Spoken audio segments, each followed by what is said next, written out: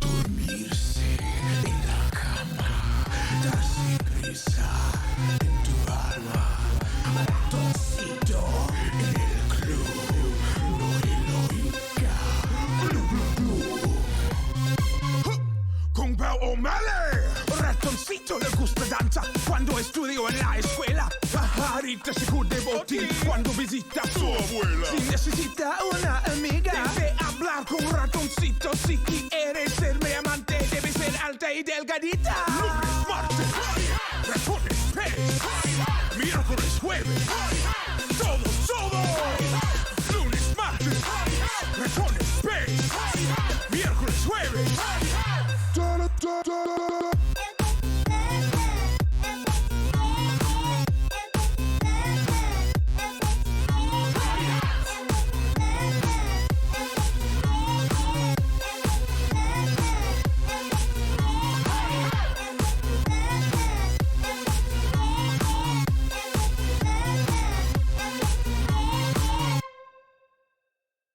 Greetings, everyone, and welcome to Saturday Night InSaNity.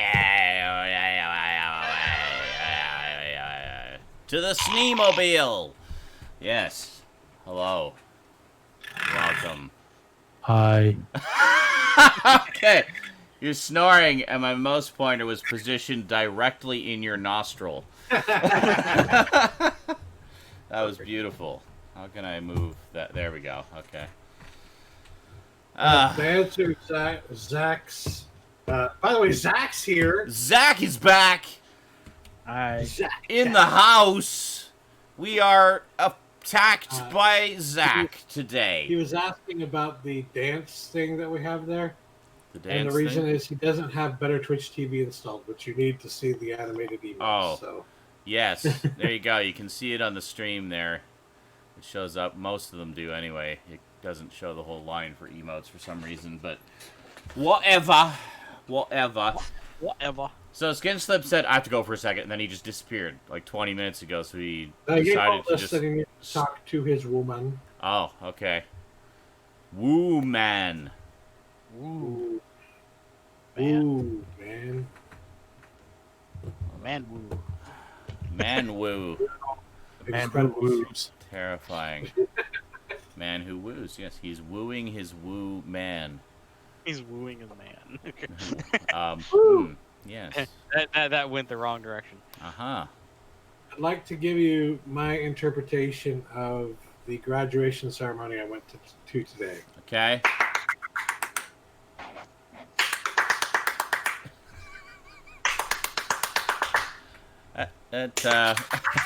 Yeah. That sounds... that sounds about right. Congratulations, you did what you were supposed to do. Congratulations, you did things, and now you're done.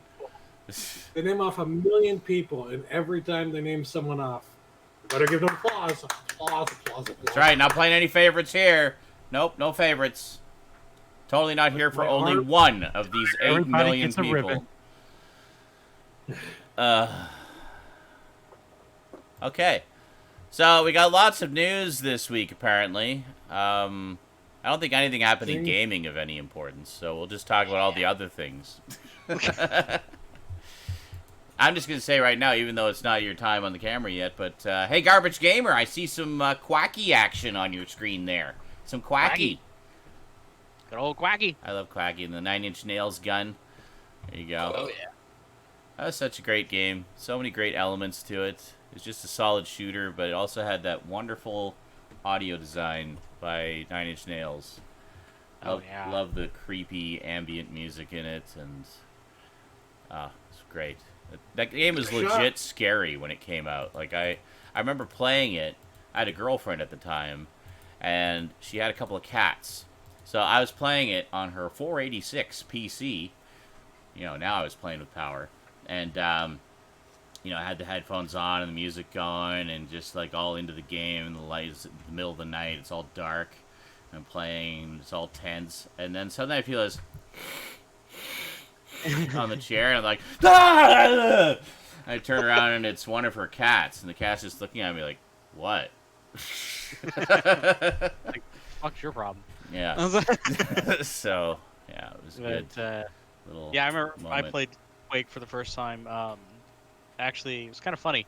It was at my cousin's house, and my aunt, uncle are very big. Like they're proper. They were school teachers. They're very religious.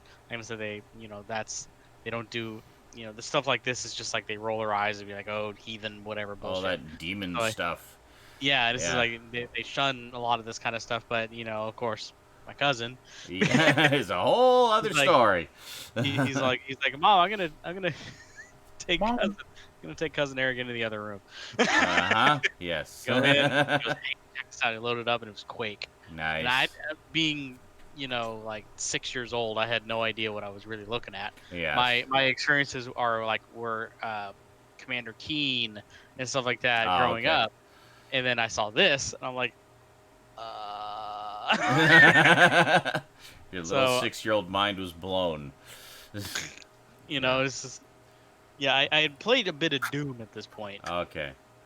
So I had the concept of like Doom and Duke Nukem, but This is like never Doom on crack. full 3D, like actual full 3D. Well, that was the big deal when this came out. And I remember being really excited about this when it came out because I was like, oh, okay, wait a minute. Because like Doom and all the precursors were basically just really cleverly done sprite scaling, whereas to create the illusion of 3D. But this was like actual texture mapped polygons. Like this was true real-time generated 3D environments. Which this was... guy says he's a Star Wars fan. Yeah, I highly recommend if you want to know more about Quake. Those are the best watch ones. Retro Ahoy's video. How can you call yourself a real Quake Star development? Wars fan Holy if you Lord. don't have the It's a original clusterfuck Ewok mess movies? of just years of development. Like started Thank back you, in the Jail. early 80s. Oh, really? Yeah. I can imagine. I mean, they were pretty much inventing new technologies to do this. I mean, everybody had the concept in mind of like, because I was doing stuff with 3D graphics for, hello, Michelle and Stone Sour, and thanks for the subscription, Major Motoko. Holy moly, going here. Boom, tier 2 subscription. 2 years to the best Twitcher streamer ever. Well, thank you so much, dude. Thank you so much. What was I gonna say? Yeah, I had worked with 3D graphics and stuff before, but at the time, like in the early 90s, 3D graphics meant, like true 3D graphics meant creating a wireframe model and putting your textures on it and then waiting like 20 minutes for a single frame to render. So seeing something like that, which was like 3D graphics being generated in real time with textures and lighting and everything, it just blew me away. I was like, as soon as I saw it, I was like, this is it. This is the future of gaming. This is what all games will be in, a decade's time. So, and as processor power has continued to increase, that has only become more the truth. What are you snickering about there, Stout? Go to Discord and look at the Cram chat. Oh, God. Okay, hold on.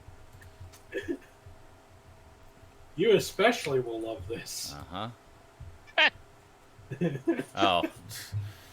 Captain Discourse. Captain Canada Civil Discourse. I see. Okay. Alright.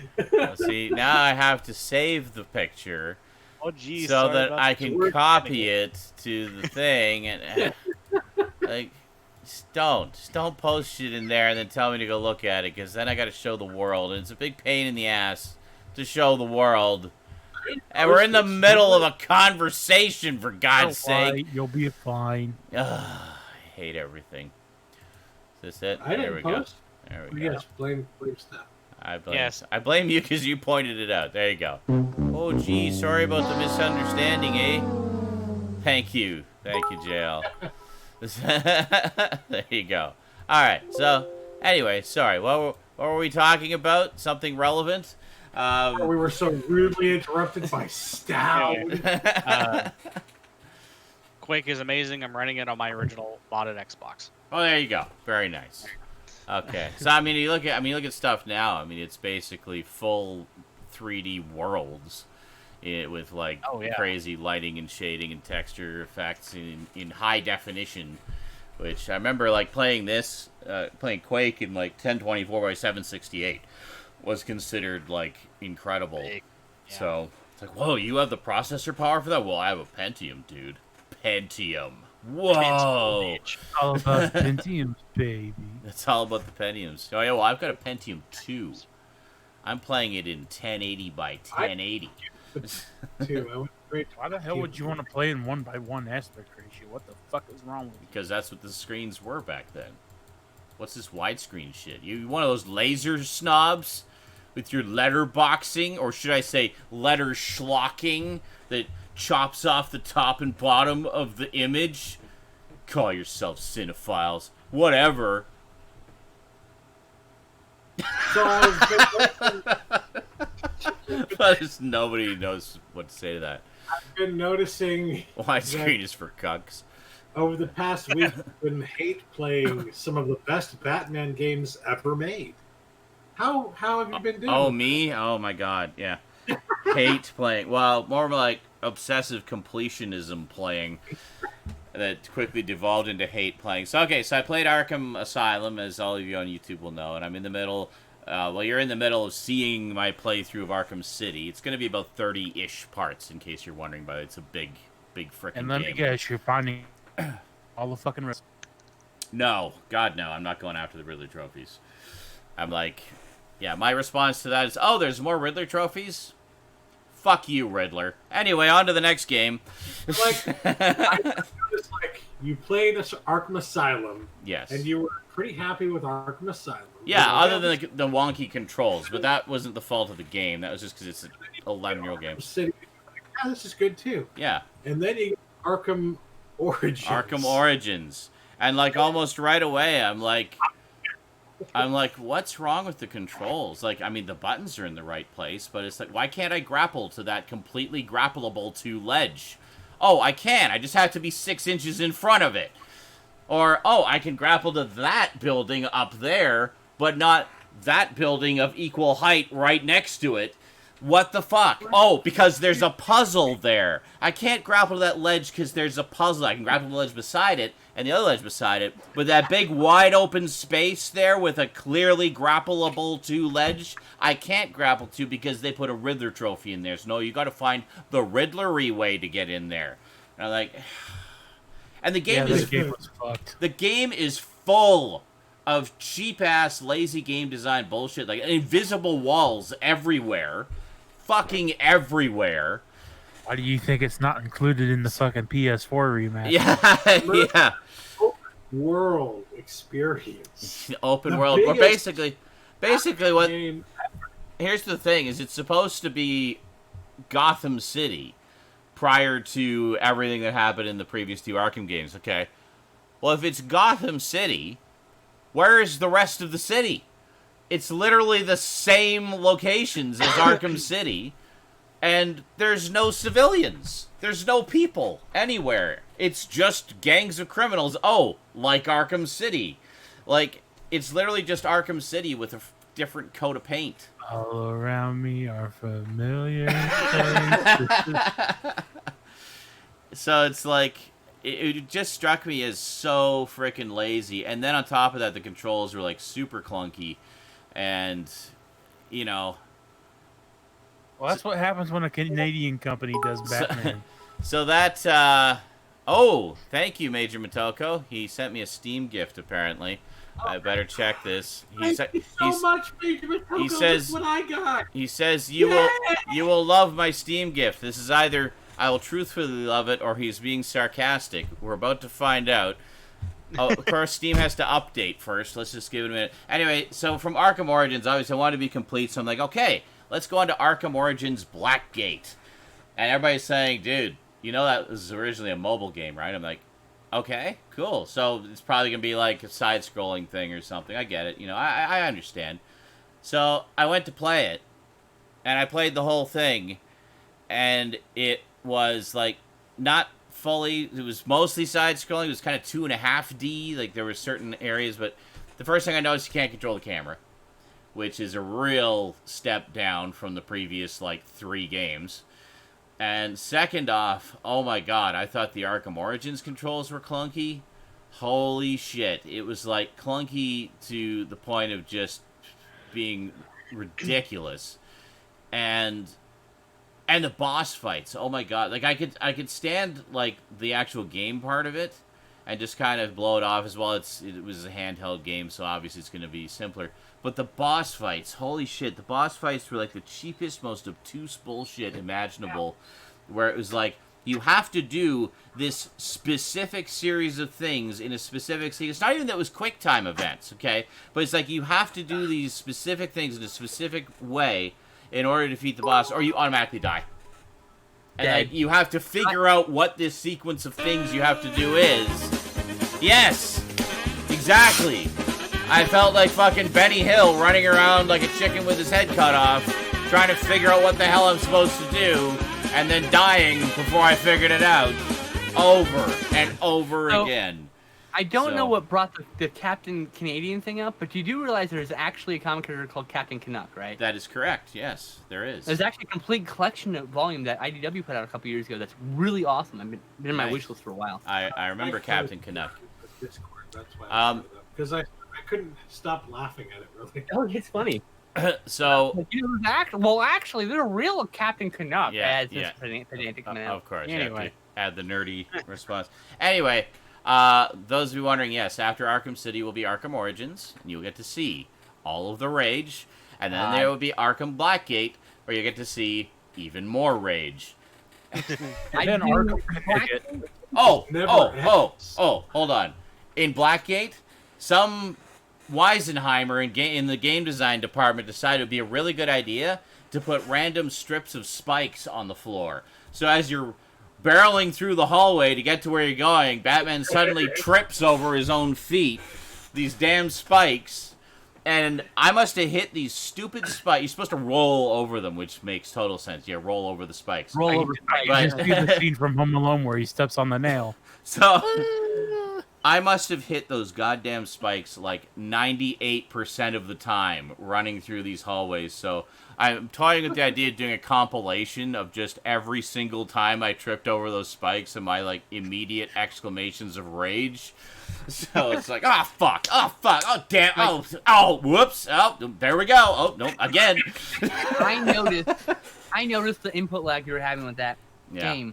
And it was so triggering I couldn't watch you play it live. I couldn't. I was just like, I can't watch this. I can't. Oh, the input lag. I had you muted, and I was just watching other things in the chat. It wasn't so much input lag as it was how long it took him to execute a move. What was just that's right. That's what I mean. Was just fucking me up so many times. Like you do the cape stun. You know, you do the cape stun in any of the other games. It's a pretty quick swirl of the cape, and then you punch the guy in the face. But this one, it's like he swings the cape and throws himself off balance, and you're staggered, and you walk. By the time you get back to the guy that you stunned to punch, he's not stunned anymore. And it was just doing that over and over and over again. So yeah, it was a fucking shit fest, but I suffered through the whole goddamn thing for you folks, so I hope you appreciate it. Fuck, he's about to say you fucks. I want to let you know. You had to drink. And you can enjoy that in the coming months. Meanwhile, huge thank you to Major Motoko. Apparently he enjoys watching me rage because he gifted me Dark Souls 2, Scholar of the First Sin, something. Yeah. So let me be clear here. It's not that I did not like Z's Rage. The game was triggering, so I'm waiting for the highlight. The game itself, I can't. Yeah. It's just pissing me off more than just him getting pissed off. I was getting mad for him. I was like, it's not right. No. It's not okay. It was an injustice of gaming. Please tell me you gifted him Dark Souls 2 with the biggest troll face you've ever had in your life on your face. Oh my god. That's cool. I love movies. I look forward to that. I do want to play the first one first, though, just so you know. I want to play the saga. Oh my god. Someone please get him Bloodborne. I really want him to fight Cthulhu monsters, because that's like... and Bloodborne, and yeah. So isn't there 3 Dark Souls? Is it the third one just came out now? Okay, yeah. Motherfucker needs to finish Splatterhouse first. Oh my god. Fuck that game. No, never. Alright, so... Anyway, we have some news this week. We should probably get to it quickly because Garbage Gamer has a lot of things he's going to talk about this week. Of course, E3 was this past week. So, I got a lot of pickups, too. and oh god, all right, this is gonna be a long one, folks. Let's. The end of last month, there were 2 sales, and all the shit came in Okay. this week. All right, so let's get to it here. So, I haven't seen very many trailers this week, but apparently quite a few trailers came out this week. The first teaser for Rob Zombie's 3 from Hell came out, which is, of course, the long-awaited sequel to Devil's Rejects and House of a Thousand Corpses. So, yeah, pretty cool. It's the official teaser for Dr. Sleep, the sequel to Stanley Kubrick's classic The Shining, also based on the book. Shit, yeah. Yeah, I think everybody was shocked to see that it's actually a sequel to that version of The Shining, and I think everybody's okay with that. I know I am. Yeah. Interesting. So pretty cool. And it is based on the book, there is a book of it as well that Stephen King did, so it's not like just an out-of-nowhere sequel.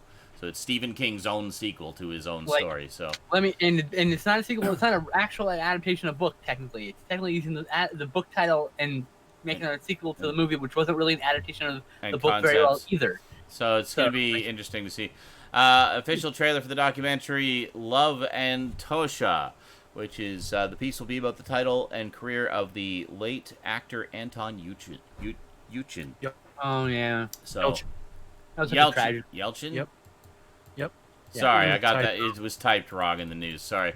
Anyway, yeah, it was such a tragedy that he died so young. He was so good as Fucking bullshit. as young Like Chekhov. everything. Yeah. Everything ever. Like he was such a good actor. It's such promise. This one, the first time I heard of, the first time I heard about this was in a tweet from Skinslip, where it was recent. One of the, it's probably on the news here somewhere, but anyway, here it is. Quentin Tarantino has confirmed that the Star Trek picture that he's working on will indeed be rated R, the first in the franchise's history. Now everybody's thinking, does that mean it's going to be nonstop F-bombs and N-words? No, probably not. It probably just means it's going to be a little bit gorier than what we've seen before. And there are plenty of spots in Star Trek history that could have a gorier Star Trek story. I don't have a problem with that. I'm not a fan of the idea, but like whatever. I'll wait for the trailer. I have no problem with it. I trust Quentin as a director. I think the reason I have a problem with it is it does not feel like something Gene Roddenberry would have been okay with. That's why I feel. I don't know. Based on all the media he okayed, but I don't here's feel the thing. Fuck that dead fuck. Here's the thing. Shut up. Quentin Tarantino is an amazing director. And he's also a huge geek and a Star Trek fan. So I find it hard to think that he's going to in any way dishonor the franchise with his there's definitely been thing. gore and nudity in Star Trek, so that's not out of the question. Yeah. I had no problem with it being the reason why it's rated R. And that's probably what it's going to be. I am just afraid as everyone else. There might be some stuff that I don't think should be in a Star Trek movie. I guess we'll wait and find out. That's why I said I'll wait for a trailer. So people are just thinking everything's going to be like all of his other movies. It's like, no, not necessarily. We don't know that. You're just seeing his name and assuming it's going to be, F-bombs and N-words galore. But no, it's. But he just put in something between the F-bombs and N-words. What I said on Twitter was I don't think it's right. I don't think it feels like it's true to Gene Roddenberry's vision of Star Trek. But then we again, don't know. I really like that new Rated R Banana Splits trailer. So what the fuck do I know? I don't know. Well, no, what it was is the trailer hadn't come out yet.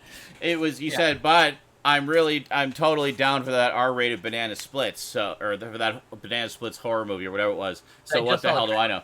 So anyway, so I thought that Skinslip was just making some kind of obscure joke that only he got, like he does sometimes. And I was like, okay, whatever. So I didn't think anything of it. And then, the next day, trailer for that new Banana Splits horror movie. I'm like, what? That's actually a thing that exists and is happening? Holy shit. So I went and watched the trailer, and I'm like, oh, yeah, I'm totally down for this. That's what I'm saying. Wait for if you told me a year ago that Banana Splits was going to have a horror movie and it was going to rated R, I'm like, that sounds terrible. Yeah. But the trailer looks great, so I mean, it looks like fun. Well, and pretty obviously heavily inspired by FNAF, like Five Nights at Freddy's. So, and that's fine. I'm okay with that because they're taking an actual previously existing property rather than something that's made up just for the horror movie, and turning it into a horror movie, which I think makes it scarier. And a lot of people saying in the comments for the trailer, it's like, yeah, I used to have nightmares about those guys when I was a kid. So, No. Quiet. Someone in the chat says, sorry, not someone. Who said that? Oh, Made Toko said a Star Trek Voyager episode showed footage from Event Horizon, and that just reminded me. Tonight, I was totally unrelated, except for that footage thing. Is I saw King of the Monsters today, right? yeah. The new one. Yeah. And there is absolutely the aerial shot of downtown Smallville and ruins in that fucking movie, as like they're showing a bunch of footage of ruined cities. Yeah.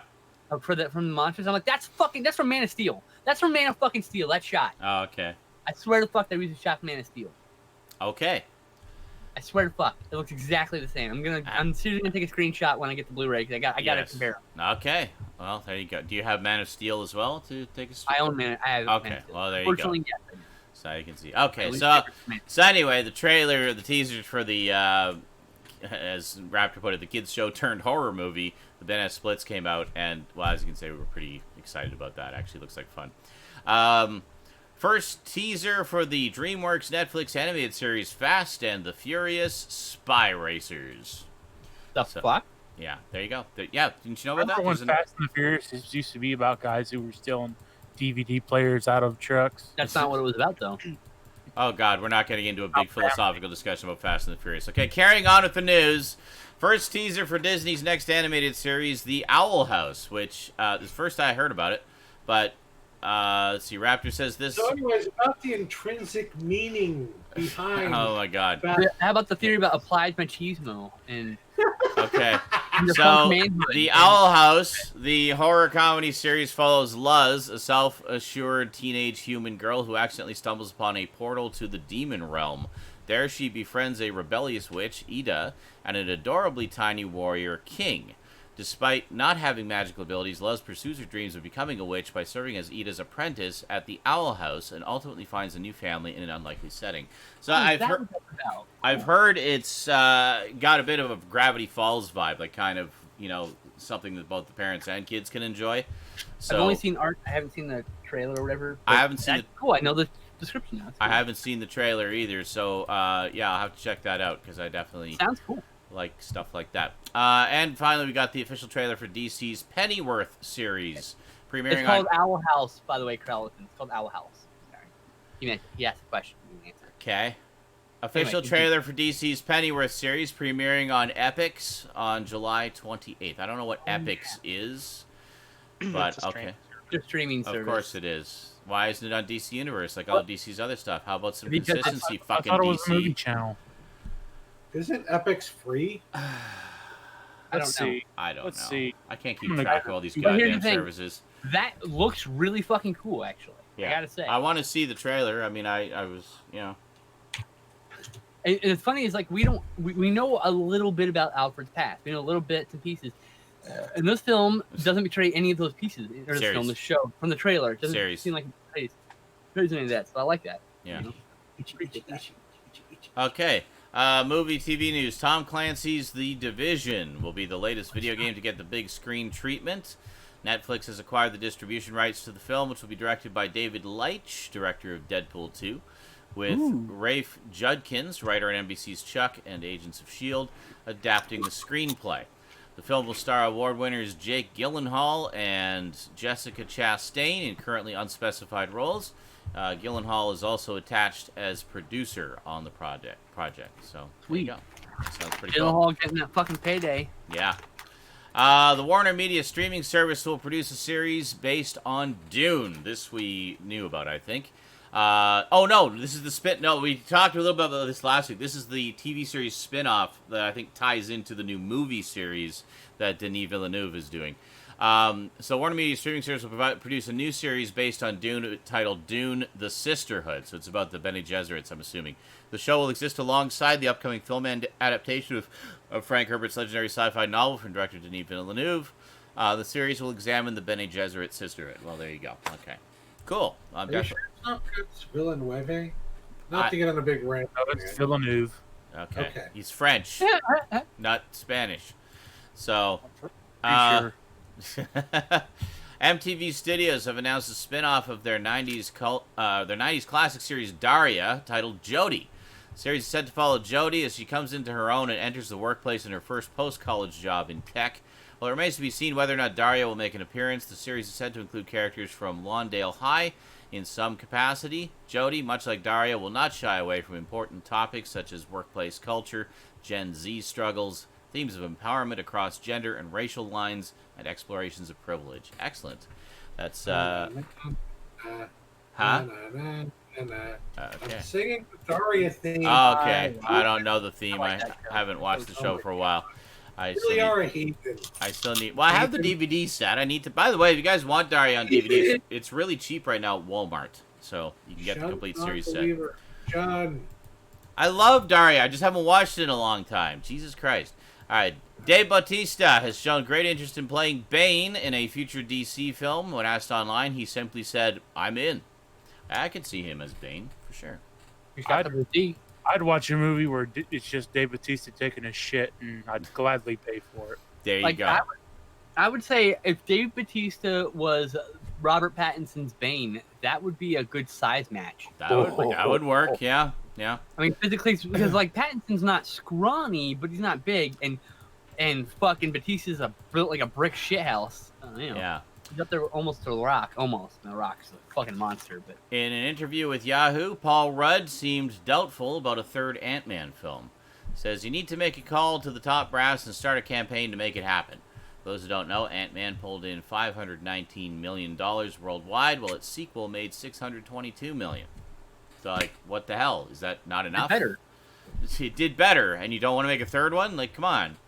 Sci-Fi has announced Lobo from the show Krypton will be receiving his own series. There you go. that I'm interested in. Very good. Disney has announced a Chip and Dale reboot. Now, I think we all saw the one piece of artwork they released from this. Highly stylized, sort of modern style. But, I mean, it's hard to judge from that. It's not a chip. A lot of people were outraged, I think, for the wrong reason. There's like, well, that doesn't look like Rescue Rangers. It's like, well, it's not Rescue Rangers. It's Chip and Dale. They're doing shorts. Classic It's stuff. like comedy shorts, like they started as, but in a modern style. And as Stoud pointed out, I think at the time, was much like what Warner Brothers is doing, where they have, what did you say, over 200 Looney Tunes cartoons now, like shorts in the can, ready to go. And the plan is released the first one on the internet. Oh, they It's did. pretty good. Okay, cool. I have to check it out. Like 2.5 minutes. If you had questions about, okay, but is this going to be like the old original cartoons that were super ultra violent? Yes. Just watch the cartoon and find out. That sounds. There's a lot of explosions. Okay, that sounds like a big now. yes. Good. A lot of concussions were had. Why? Why is that sad? What is sad about that? No Rescue Rangers. He wants Rescue Rangers. That's why. Oh God. Whatever. Move beyond it. Ha ha. Ha ha. I'm laughing at your tears. Yeah. Fuck the 90s. Anyway. This is the almost 2020. Exactly. Shut up, Zach. Move on. Go back to being an actor. Get out of here. All right. Legendary filmmaker Steven Spielberg is slated to write a new horror series for Jeffrey Katzenberg's upcoming streaming platform Quibi. Oh, great. Another streaming platform. Just what we fucking need. Didn't we cut the cord for a reason? Yeah, exactly. This is what my point is. Everybody complains about how expensive cable is. Oh, but I'll buy these 50 streaming services. Like, okay, you're paying more now. Like, I think the average person pays is like 2 to 3. Yeah. Like streaming services. I've got Netflix and Prime. That's it. I'm good. Yeah, most people have 2 to 3, and that's right. And a lot of people have like like I said, we're talking before, like they have that one that's roving. They just change out for seasons and stuff. So yep, I'll stick with pirate pay. However, in an interesting twist, the series can only be watched at night. Oh, interesting. The show, Steven Spielberg, because it's a horror series. The show, currently being developed as Spielberg's After Dark, is set to be one of Quibi's, what an awkward name, flagship programs when it launches next year. Like when you make a name for something, it should be instantly recognizable as to how to pronounce it. I, Zaran Izarak, say. In regards to the viewing time for the series, it will be into when the sun appears and vanishes. A clock will appear on screen to count down to the latter, after which viewers can see the show. For the former, when sunrise occurs, the episodes will disappear. There you go. Yeah, and lots of people just spoof their fucking clock. Oh, look, I'm in Tijuana. It's 3 a.m. Give me my fucking show. I want to watch it right now. No. It'll obviously be by time zone, and obviously U.S. only. It's not going to be in fucking Tijuana. Oh my god! Let him do his one thing this one time! Holy fucking shit! I will download it so I can watch it when I want to watch it. Whatever. Yeah. You people have no magnificence in your soul. It's Steven it's Spielberg. Let him nighttime give all the us time. the experience he wants to give us. Just. It's nighttime all the time with my blackout curtains. What are you talking Oh about? my god. I live in the dark. Legendary actress Gina Davis will be joining the cast on the 3rd season of Netflix's Glow. Gorgeous Ladies of Wrestling. Wrestling. Gorgeous ladies of wrestling. Wrestling, yes. Hello, kitty cat. Hey, kitty. Are you being a terror? Good kitty. Cat's like, get down. Let's I didn't escape. even know they were going to do a 3rd season of that. So I'm really excited not only to hear that they're doing a 3rd season, but Gina Davis is involved. That's Yes. really cool. Gotta It's love a Gina really good Davis. show. You don't have to be a fan of wrestling to like it either. It's just a really good show. It'll make you a kind of a fan of wrestling, I think, if you watch it. Think At so? least, Wow. at least a Um, little bit. I mean, at least I gain an appreciation for it. Fair enough. Netflix's Ultraman series and Love, Death, and Robots have both been renewed for a 2nd season. That Ultraman series is super fucking good, by the way. Cool. All right. You don't have to have any knowledge about Ultraman, just a good show. Cool. Might check it out sometime. The Dead Don't Die, the 4th installment of the Men in Black franchise, MIB International, and the 5th entry into the Shaft series, Shaft, all hit theaters this week. And there you go. And I'm just going to skip over the video game news for the moment because Garbage Gamer wants to dive in there, obviously, and that's his territory. So, comic book news. I just saw this today. The official trailer for Superman Year One by Frank Miller and John Romita Jr. Is that a comic? It is a comic, yes. Oh, nice. I saw the link, but I was like, I was doing things. I didn't get to see it. Something else that I know nothing about, but I saw somebody post the cover from it. Apparently, Chris Claremont and Bill Sienkiewicz have re-teamed to do a New Mutants one-shot. I saw that. Which, yeah, I'm in. That looks cool to me. That's the team that originally made it great. So I have continuity questions because a couple years ago they did this thing with Chris Claremont where he picked up with Uncanny X-Men as if he never left when he left. Oh, interesting. And so it's called X-Men Forever. There's 2 series of it. Nice. So my plan is when I get to the point where Claremont leaves, I'm buying those 2 trades. That's it. Yes, I'm done. Good. That's good. A couple other stories I want. It's kind of like what they did with Transformers, where they had Transformers Regeneration 1. It was around the same time. This was a thing that was happening. Yeah, in the comic. which picked up, did like another 20 issues of the classic Transformers series, written by Simon Furman, making it Joe an even, did a similar thing. making it an even 100. So there you go. Yeah, Joe did a similar thing. Ninja Turtles has done a similar thing. Yeah.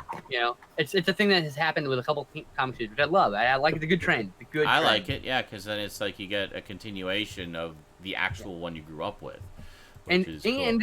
if there's actually a comic called X-Men: The Early Years that was written by Byrne in the 90s, it takes place in the gap between X-Men 66 and when it becomes a Silver Age.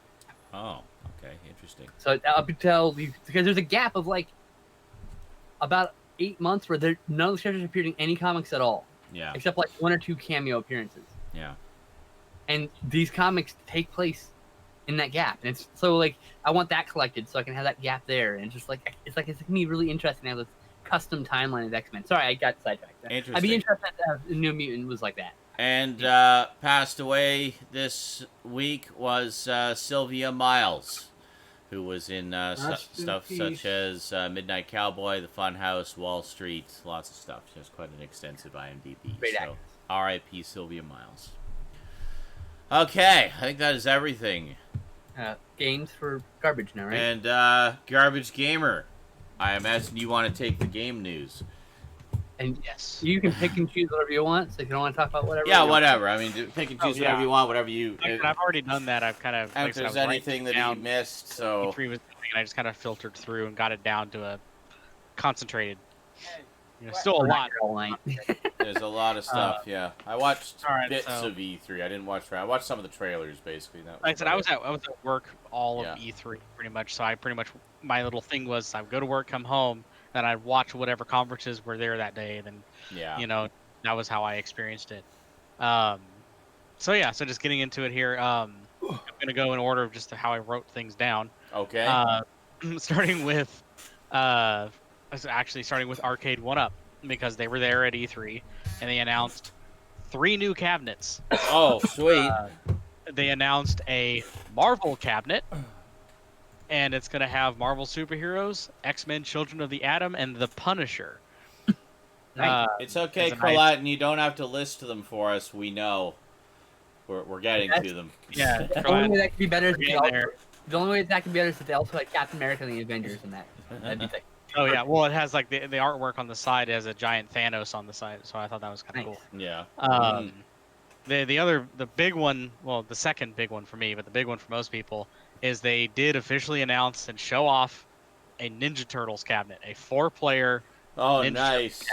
Yeah, Nice. that's freaking Really out. I'm buying that one. That one is yeah. I'm buying. Now, which games does that That's have? going to be That one has the original Ninja Turtles and Turtles in Time. Nice. So the two I wish it arcade also had games. Simpsons. That's all it needs. God name it.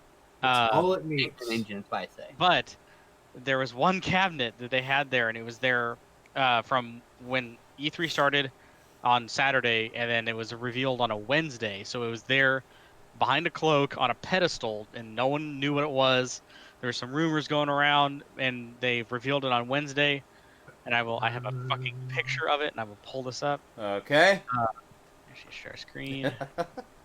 So they pulled back the curtains, and they revealed a Star Wars cabinet. Whoa, your screen is going Nice. crazy. Oh man. Yeah, you're- Okay. Ah! Turn it off, turn it back on.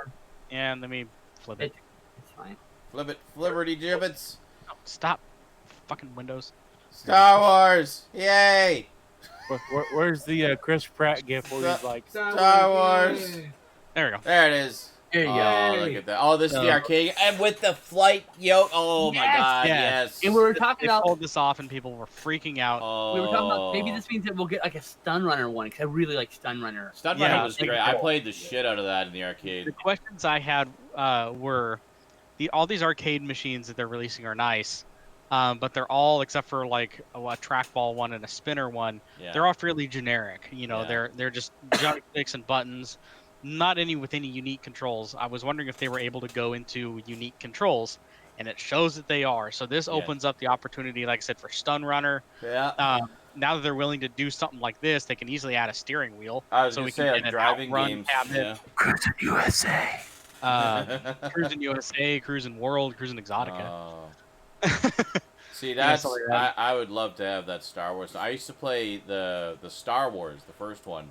I used to play that all the time in my local arcade. It was great. Same. So yeah, obviously this is going to have Star Wars: Empire Strikes Back and Return of the Jedi. Yeah.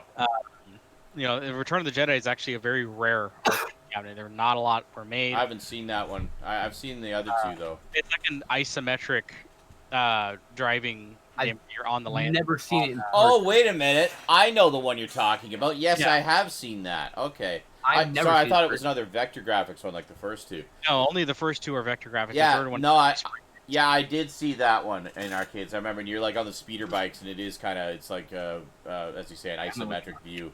I didn't play it because I didn't like the look of it very much. So, But yeah, I'm so glad that they decided to just add the trilogy. yeah, no, I've never seen this in the wild. 100%. that's awesome. I've Yeah. never seen Return of the Jedi. Yeah, I Super- saw it a couple of times, but I excited. didn't play it much. It looks dog. It looks like shit, honestly. Yeah, no, like I mean, I played the yeah, original but Star Wars, and I played Empire a bit. But I feel like you buy the cabinet for the first 2 games, and the last one's just a bonus. yeah, Like, essentially. sometimes I'll play this one. I mean, to play those 2 vector ones with that controller is fantastic. Like, The big thing was When I was first Yeah. started dating my wife, we would go to this ceramics place where she liked to paint ceramics, and they had like a little arcade, and they had a sit-down Star Wars cabinet, nice. the vector graphics one. So I played the Yeah. fuck out of it. Oh Played a yeah. lot of blah blah. Yeah. See, the local 7-Eleven in Selkirk had the sit-down version of Stun Runner, so I used to play that all the time. Oh yeah, I played that too. Which was great. I loved it. I've only played the stand-up Stunrunner actually. Oh, Yeah, yeah. so No, those- sit-down's those- awesome.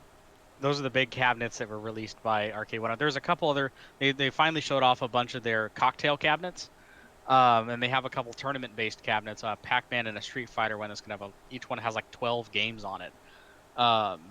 So those look for those. Those are interesting.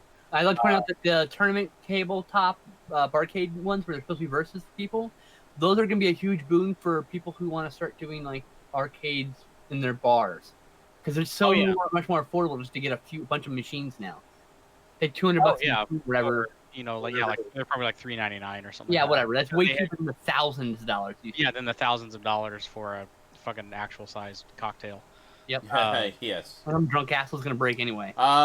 By the way, Brinsley just reminded me. Remember, we were going to watch this Death Stranding trailer and then talk about it a lot. That's not happening. We were gonna watch the trailer. No, that is Yeah. happening. We are going to do that. Oh, Okay. I'm just reminding everyone. All right. Yeah. So that was Arcade One Up. The next one we're gonna go into is Microsoft. Microsoft had a really good showing this year, mostly because Sony wasn't here. Sony wasn't there, so they made it seem like all the multi-plat games that are coming out on everything are only coming out on Xbox because fuck you. Actually, there was a interview was it yesterday that Phil Spencer, the big guy at Microsoft, was actually saying that E3 wasn't really E3 this year because Sony wasn't there, and he went into a whole reason why, stuff like that, and it's. It's true. Wow. Yeah, there's the rivalry and stuff like that there, but that's what drives this market. And that's the what competition. Drives, so he goes, it felt there's a bit of a hole. Yeah. And he really very much it was felt. So those are honest competitors. That's an honest competitor talking good about their competitor. That's as much as I bash Microsoft all the time about E3, how they usually don't have all the greatest. So I love Phil Spencer. Yeah. The only thing I don't like about Phil Spencer is his goddamn dimples. That motherfucker has dimples for days. Weird looking. Dimples for days. He's a very honest guy. He's never bad talked to anybody. He's a very clean-hearted person in the gaming industry. Dimples McGee. Dimples. Yeah. Anyway, so the Microsoft showing, we got some interesting trailers here and there. a new IP called The Outer Worlds, which kind of looks like actually that was Fallout in space, space. but it's really awesome. Yeah, it kind of looks like Fallout in space. I'm interested. It's done by the same guys, Obsidian, who did Fallout New Vegas. Yeah, and I believe they're using the same. People keep saying they're not using the same engine, but you can kind of tell that they are. Kind of tell that they are. Like a heavily modified, like how all the Probably Call of just Duty. inspired by No, it's a new engine. Like, no. They this can is mock the up. They same can engine. duplicate. Look at the mouth movements. It's the same fucking engine. all right? They probably licensed. The thing is, they probably licensed the same mouth movement engine that fucking Fallout. And Oh yeah. what I've been saying is this is the next Fallout game you're going to get. It's probably the only real Fallout game you're going to get for a long time because I don't know if you they're guys going to know. be pushing Fallout 76, and they're not going to come out with a new single-player Fallout game for at least a decade. A good portion of these companies, they don't make all new mouth movement things for every game. They just they just license one that works for their system that they like. It gives them on the feature. So that's Yeah, not some of everything them is proprietary. some of them aren't. Well, I mean, look how many games use like Unity or the Unreal Engine. I mean, they license out the game engine so that they can make games that they can sell. It's even more compartmentalized. 'Cause now it's like there's an engine for ray tracing. There's an image for there's object manipulation. There's an image there's different plugins. Yeah, it's like all. But the nice thing about it is I mean, it opened up the world of game development to a lot more people. Because now, it's not like the old days where you'd have to make your own proprietary engine every single frickin' time. Right. So some of these companies got the idea, like, well, we've already got this great game engine, why don't we just license it? And we can just make money off the licensing to put it into our own projects as well. Was the Epic Games was the first company to really do that. Well, there was I remember the GTA games, like GTA 3 and onward, and also I think Ratchet and Clank and Jack and Daxter used one called Renderware, which was the first time I'd heard of multiple games just kind of using the same game Holy shit, engine Stout. for different Mike, things. 3D Realms had like 10 games made with the same fucking engine. So, Yeah. You know. And yeah, Render, that's the that thing. was a logo that I saw fairly regularly in the, Yeah.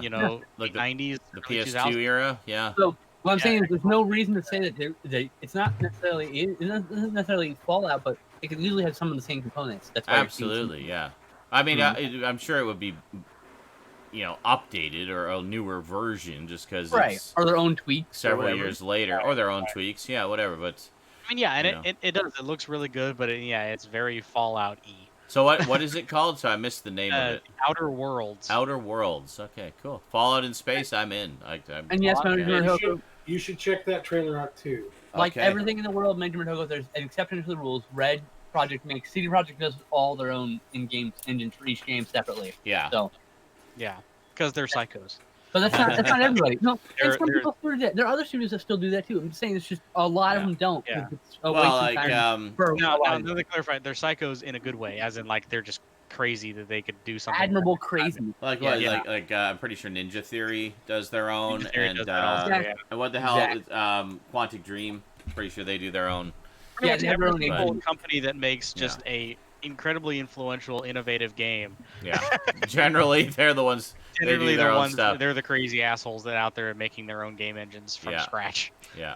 And look how 'Cause there's just nothing incredible out their there. games look. Holy shit. There's totally just nothing out there that can even come close to rendering and creating what their mad minds What like. they When want to you got do? a game Yeah. release when you got like an Assassin's Creed every year, you kind of have to. Well, you need Yeah. shortcuts. You know. Yeah. Exactly. Yeah. Yeah, you But got to it's make. just the way it is. So anyway, the Outer Worlds looks cool. Cool. Not everyone can spend 8 years on one game. Quantic Dream. I'm looking at you. Yeah. We got another another trailer, not really a gameplay trailer, of the new Cyberpunk 2077 that came out Yes. with a big, massive, like, holy fuck reveal at the very end Yep. of Keanu Reeves. Yes. Is in the game, That's modeled right. and everything, and I popped so fucking hard. Which I is not know. wrestling term means, man, I yelled. I was like, "Oh my god!" when I came over and saw it, Slap around the house. I was like, "Oh my I god!" instantly went on to Discord and I'm like, Stoud, voice chat now. Oh god. See, unfortunately, I did not have that moment because it was already all over the internet by the time I finally got Yeah. around to seeing the It trailer. became a meme instantly. The Yeah. Your breathtaking thing was instantly a meme, and I saw Yeah, that you're before I saw breathtaking. anything. I'm like, "Aw." Yeah. And yeah, you're breathtaking. Yeah. I, That's a meme that I hope just continues to explode because You're it's a breathtaking. breathtaking Yeah. there, meme. there are The not a world lot loves of men on this Keanu. planet. There's not a lot of men in this planet that could get it, but I'll tell you right now, John Wick can get it whenever he wants. And yeah, the trailer, it's nothing new that we haven't already seen. It just the game looks good. The big thing was the reveal of a release date, and which I don't remember what it was. It was sometime in 2020, Yeah. like June. It's spring 2020. It's Yeah, like a it's year from now, back. basically. Coming in spring 2020. Never mind. Fuck it. 27. 27, 2020. I'm a bit inebriated. They do. Excellent. But yeah, Keanu Reeves is in the Cyberpunk 2077, and it looks really good. It does. Oh shit! They surprised everybody with a brand new Microsoft flight simulator that looks. Well, they're using scans of Google Maps, and it's fucking real. Wow. I just so hard. I was like, That's crazy. Oh my oh god! my god, it's gorgeous. It's using real photos, so it looks photorealistic at times. Yeah. Like, what?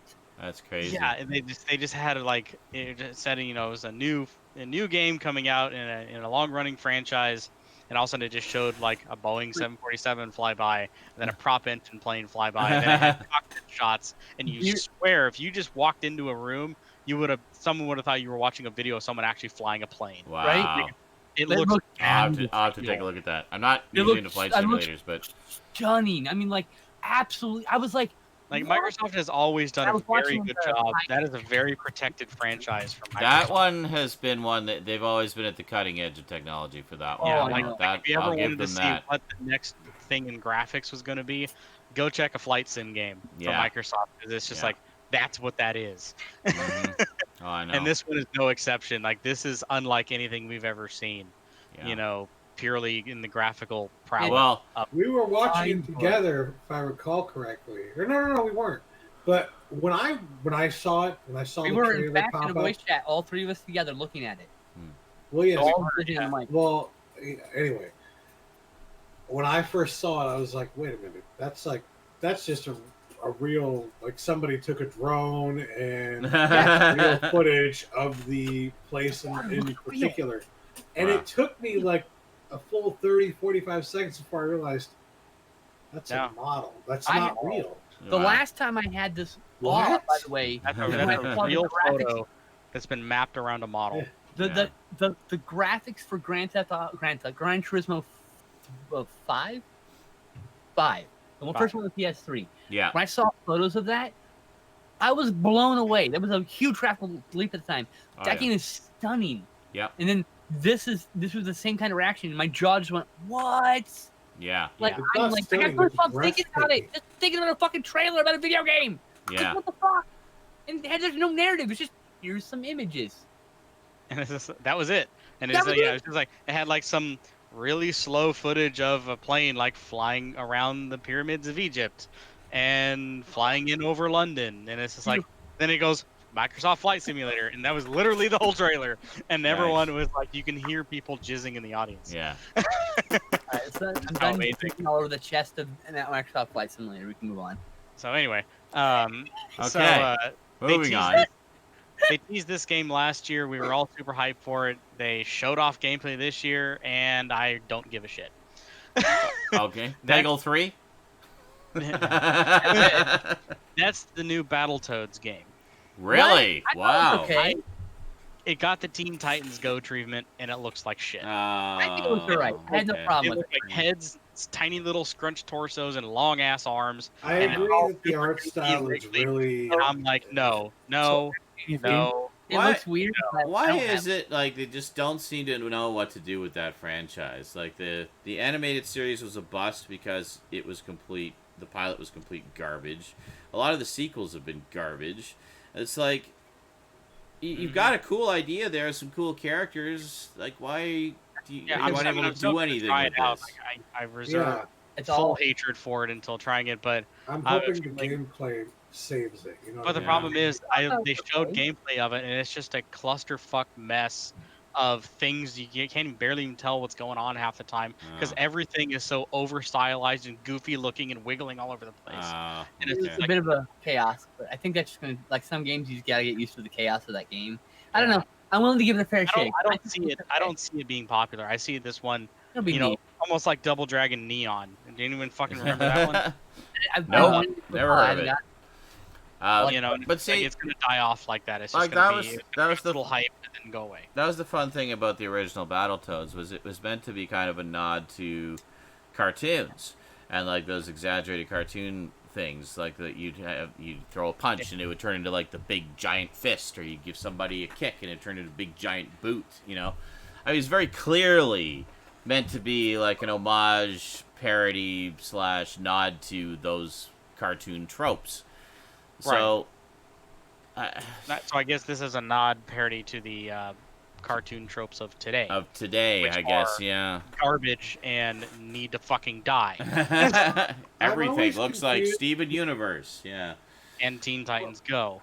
Yeah. Confused when they try to sell an old game, old property that hasn't been around, that they haven't done anything with for like 10, 15, 20 fucking years. Yeah. And they're trying specifically not to sell it to the people who used to like it and are nostalgic for it, but instead do a whole new generation who has no idea what the fuck it is. Doesn't even Perfect know. Dark remake. Anybody? What? It's Yeah, always way to- very confusing. I'll just put it Way that to way. alienate the almost guaranteed buy of your older generation. Yeah, and the memes. Yeah. The memes the meme buys. You could have sold a lot of Yeah. games for the meme of it. So Just yeah, for so the Yeah, meme of like I it. said, I'll still try it, but I won't like it. I don't like it. Anyway, No, sir. I don't like it. There's a new game, a new property coming out from the minds and the creators of I can never say his first name. It's Hidetaka Miyazaki. He's the CEO of From Software, the guy who makes all the Dark Souls games. Just gonna say. And George R.R. Martin.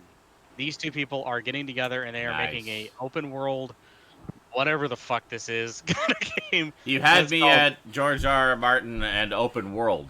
Well, like, the beginning of it shows like a person bowing, and they have like their hand stuck inside of a severed hand. And there's a bunch of other hands above them, and it's like all weird. It's like a Cthulhu-esque D&D type. Yeah, Cool. it's called Elden Ring is the name of it. Yeah. I'm in. I'm thrilled. I just wanted to comment. D-Large says, actually, I like Steven Universe. No, don't get me wrong. I was not dissing Steven Universe. If Steven Universe was because Steven Universe was the first time we saw that style of artwork, that particular thing. The thing I have a problem with is everybody else who then went to the same art school that the guy who created, or the people who created Steven Universe went to, are now doing that art style. It's like, that is the art style they are being taught, and that is the animation that they're creating out of that school. There's I no think more like that's to the it at all. actual Yeah. style the studio is buying. It's It like- was unique in Steven Universe. It was and- unique in Steven Universe. Now everybody's carbon copying that style, and it's that I hate. I think it's the studio saying, "Well, we don't want it unless it looks like this." I think that's what it really is. Yeah. I don't think it's the artist. I think artists want to make their own art style. I really do. I don't think anyone really wants to copy anyone else. But you gotta do what you gotta do is eat, right? So Yeah. I want to blame the studio. I don't want to blame artists. That's what I'm saying. So fuck the studio. I'm with you. Yes, fuck the studio. Well, see, one example I'm thinking of is Thundercats Ho, and how it looks like Thundercats fucked Steven Universe. And I refuse to believe that was the studio that made that decision. That was totally the artist, i.e. the guy heading up that project, who went to the same school as the people who went to did. That's Steven not Universe. everything. I think a lot of that is just Yeah, but it's not my point is it's not always the studio. Sometimes it is the artist. The artist has the power to make that project happen, so they get say on what the design's going to be, or they pitch it with that design to the studio, and the studio says, "Yeah, do that. It looks like that other thing that made a lot of money." make it more So- like Steven Universe. Oh, Yeah, okay, we can do that. Yeah. Yeah. So, anyway, Oh yeah, Elden Ring. It looks interesting. There's Anyway. not a lot of info about it, but there's a neat little trailer and it looks weird. And I don't know. it's a neat little trailer. Trailer. the a, art, lot of a lot of these are like just little snippets, Like quick little trailers. teasers. Yeah. Yeah, something like that because it was all during a press conference. Yeah. Uh, All right. Cool. They announced a new open world Dragon Ball Z game, codenamed DBZ Kakarot, and it's supposed to, and it's apparently supposed to focus more on what the articles are saying now, the more mundane side of Dragon Ball Z. Apparently, pretty much, it's a story-driven DBZ game. I see. Mundane. Fuck you. That's the part I like. Give me all It's that focusing on the filler. part that isn't fighting. Like, okay, fuck you for not. So they're just liking all that. sitting around eating sushi, like. God forbid a story have some fucking drama. There's like 800 Wow. fucking Cowboys DBZ sitting on a fighting fence eating pudding. Go Yeah. play DBZ fighting game if you want to play DBZ Like, what? fighting game. Yeah. Why are they fighting? So this one, yeah, Jesus it is, Christ. from what we understand, that it's like I said, it's an open world game, and it's supposed to tell. It's supposed to be a retelling of the story of the first three sagas. So the It's Saiyan. supposed to be an Namekian- ARPG, right? Yeah, it is an RPG. Action RPG, I think, is what they said. Yeah, I believe so. Zelda, you Yeah, smashed so the Saiyan, Namekian, I believe all the way up to the Android saga. I don't think they clarified exactly how far it's going to go. But I mean, they did show like I'm stuff super on. hyped.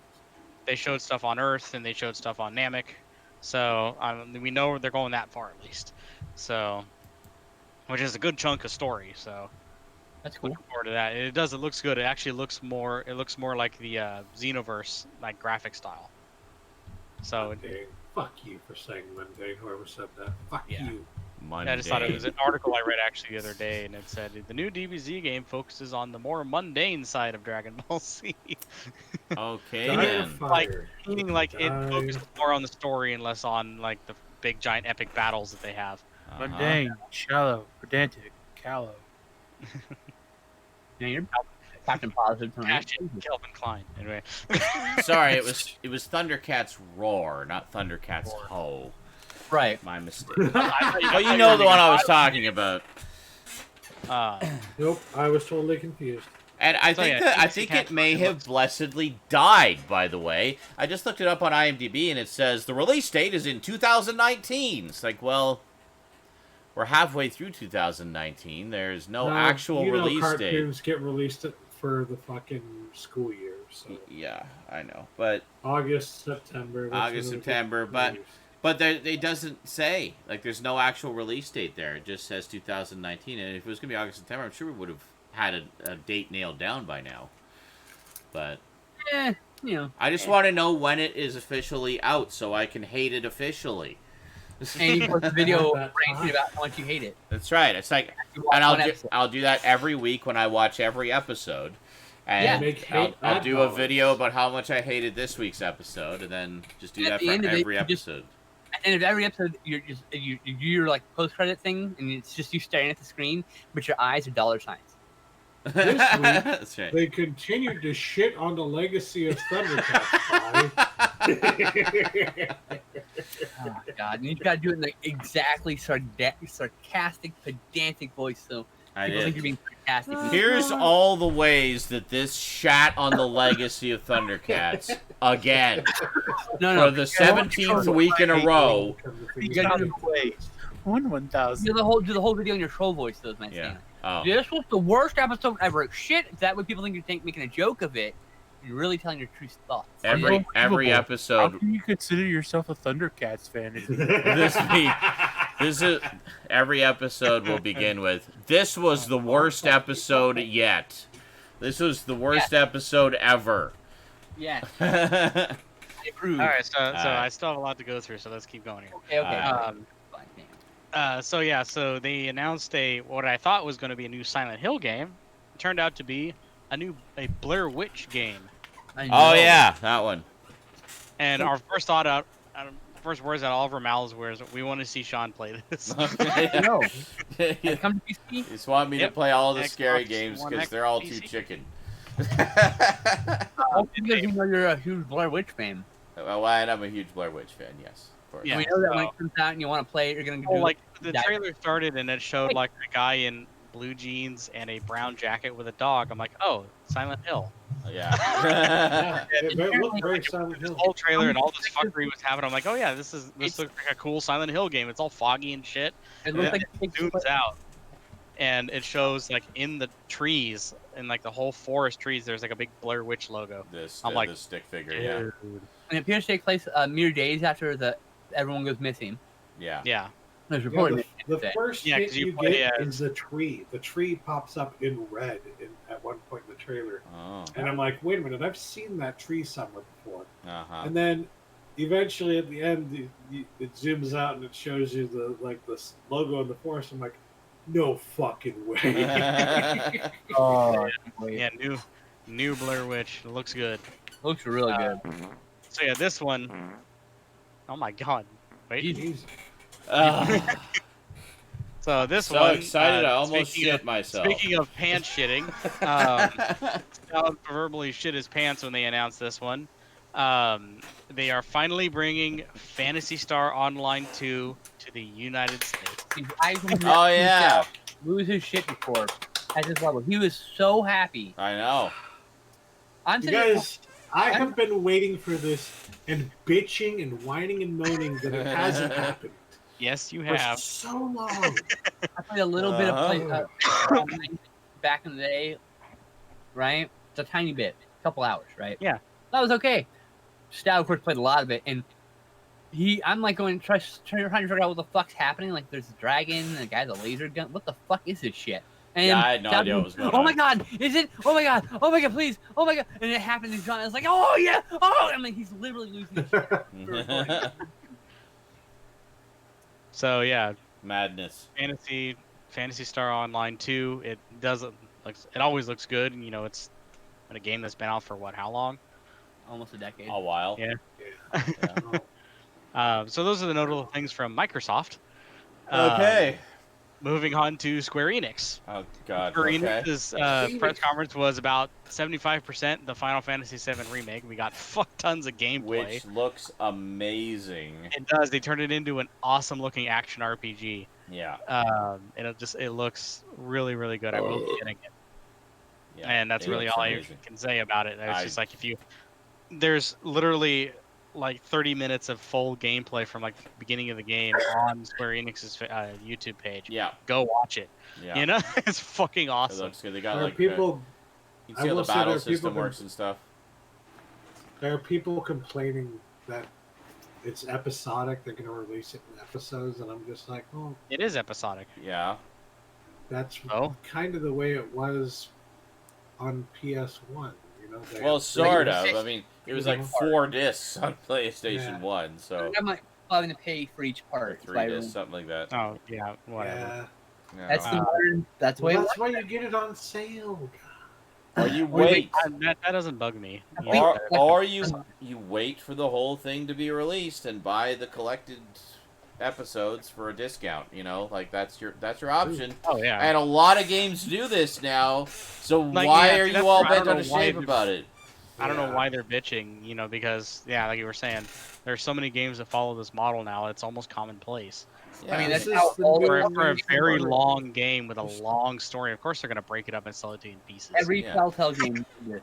For God's sakes. Literally every Telltale game. Yeah. I wasn't So, every integrating single it. one. Yeah.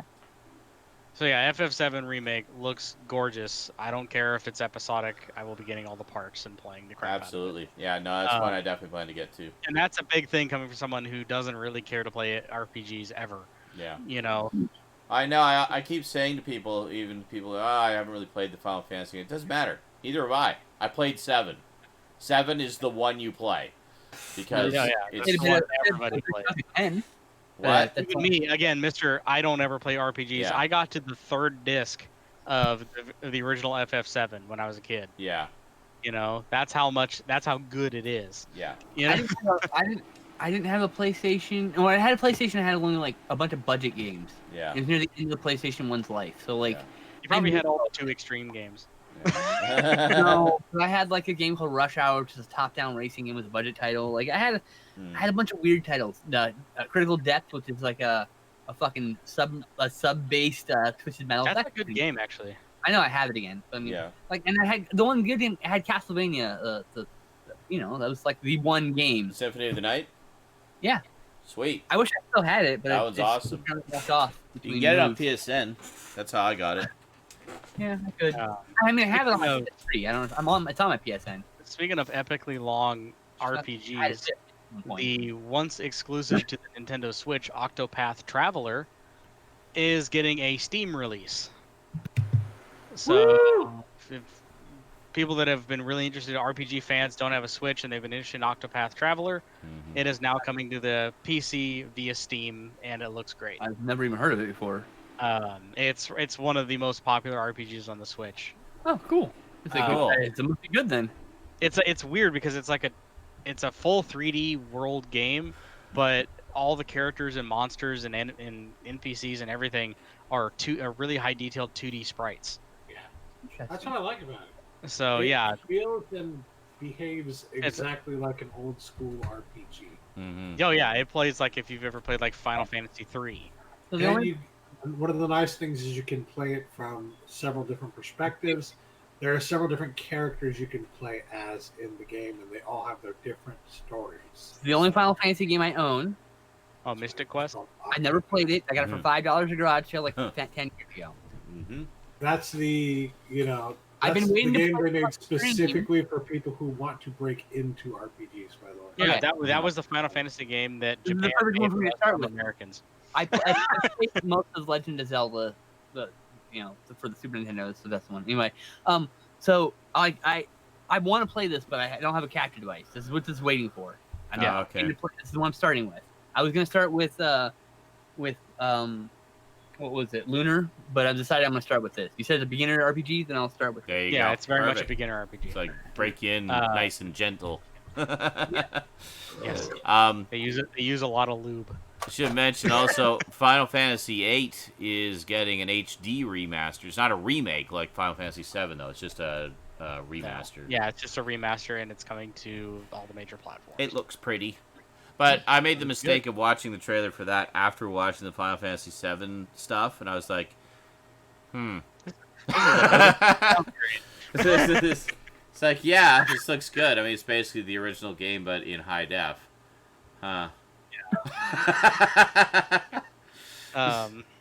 So yeah, there's a new IP that Square Enix announced called Outriders. I don't really know much about this one. Again, there wasn't a lot talked about. It's just go. There's an interesting little trailer about it. I really don't know anything about it. Didn't look much into it. I just thought I'd mention it. So yeah, Outriders. Okay. But the other big thing that they announced was the Avengers game. Ah, yes. Oh yeah, that The was Avengers game. Irving, like the movie came. Ultimate Alliance Oh my 3. God. New Ultimate Alliance. And what I like about this is for several things. Oh, One, it looks just like a badass action game. Yeah. It's just like shit's exploding, things. It just looks amazing. does. Two, this is not canon to the MCU. No. They made that clear. It is not. It is its own self-contained story, world, universe. Let me It's just its own add, thing. they made that clear. Yeah. They made that very I clear. keep seeing stupid well, they don't look anything like the movie versions. Ha ha, they must have, they didn't have enough money to get the likenesses of the movie actors. It's like, okay, it's not based on the No. movies. Unbelievable. It's They its even own said on thing. stage in there that this is a mix between the comic book and their own interpretations of these very popular superheroes. Yeah. So they are neither the movie nor fully the comic. They are. No. This is from the minds of the developers of this game, so they're Yeah. gonna be different. And it looks good Yeah. from what I saw. Like, Some people need to be reminded to breathe, so you just gotta remember. And it looks fucking amazing. It really It does. looks really good, and actually, even like some of the cinematic. Choose to die, they'll be busy forever. That's right. So the like even some of the cinematics we saw, like some bits of the story, it's like they've also got that human drama aspect that we expect from Marvel Comics stories. So yeah, no, I'm definitely down for that. Yeah, it's good shit. I mean, it's just again, go watch. There's tons of videos and discussions and gameplay, and Yeah. it looks great. So yeah, Square Enix was another one that just knocked it out of the park. They had an amazing showing, like Microsoft. It was fun to watch, a lot of good stuff. But then Nintendo happened. Holy crap! He turned 26. Yeah. So yeah, they started off their conference with announcing that Banjo-Kazooie is adding to the Smash Brothers lineup. But they trolled the fans for it, and laughed super hard. I like Yes. how they announced it. Yeah. Oh, with yeah, the it was t-shirt- great. with their trailer. And people There are are like, so many. oh, isn't this just that other game? And then you see, ding, ding, ding. It's like, oh my god! Oh, the guy I with the lost hair. his shit. Yeah. So many There's There's reaction so many videos. videos out there of people reacting. to Yes, everything. that's right. So- That's where I first learned about it. Was in reaction video. I think I posted one of them on Yep. something somewhere. But Which is like everyone was just like, Everywhere. "Oh my god, finally, yeah, Banjo-Kazooie on the Switch." Then like it set in. They're like, "Wait, Banjo-Kazooie in a Smash Brothers game on Nintendo? What?" The Microsoft-owned Rare character it's now on a Nintendo system.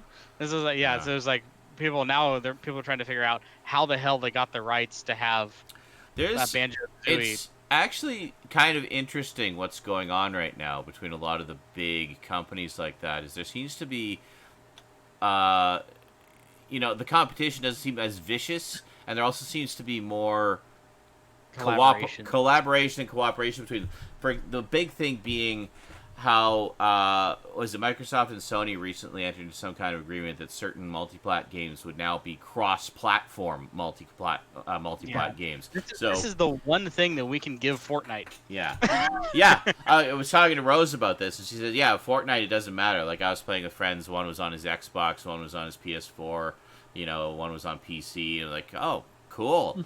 And I remember reading an article, I don't remember where, somewhere in my internet travels, that apparently there's going to be more of that going forward, like with multi-plat games, is that it's not going to matter what platform you're on.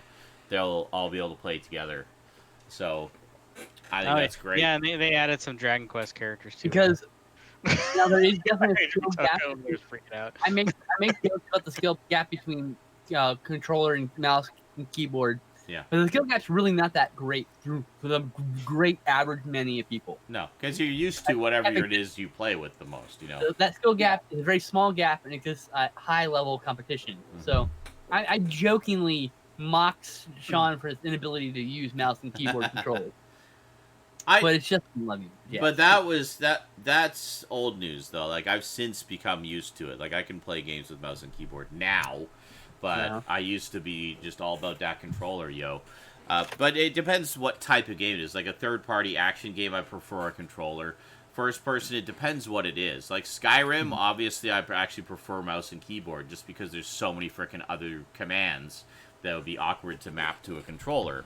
But a controller where your head looks is really useful. Yeah, and anyway, so it's a mixed bag. Like some I like one, some I prefer the other. Less comfortable, Seth. He says he feels like. I actually do find a controller more comfortable as well, but it depends again what it is. I'm so used to mouse and keyboard, man. I use mouse and keyboard all day, so like it's like. Essentially, once I got the graphics card for the computer and I started playing more PC games, I just trained myself to use both. So now I can easily just jump from one to the other without too many complaints. And there's certain things I do prefer the controller, but... I would rather have a controller for driving games, like as an example, or driving sections or whatever. Yeah. You know? Yeah. I'm not a heathen or a monster. Driving games, mouse for strategy games. I don't play a lot of those, but yeah. When I do, definitely mouse. But yeah. So yeah, Banjo-Kazooie and Smash Brothers. RPGs or...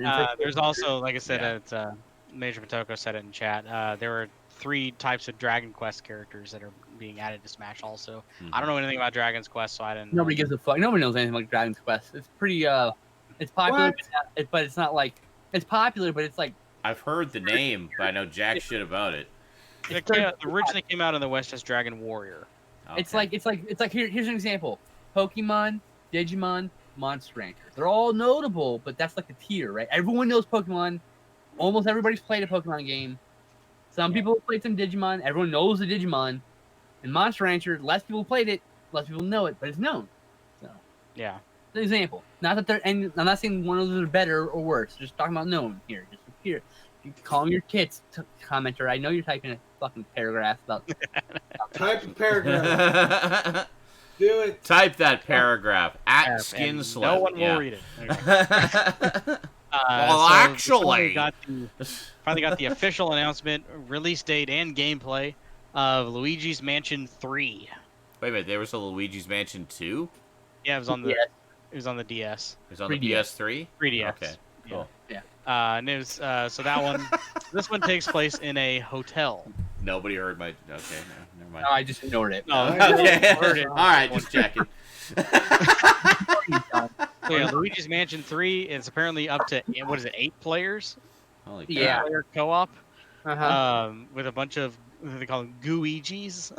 Okay. So like one person plays as Luigi, and then all the other like helping characters are goo versions of Ectoplasm Luigi. Ectoplasm. Weird. They call it Okay.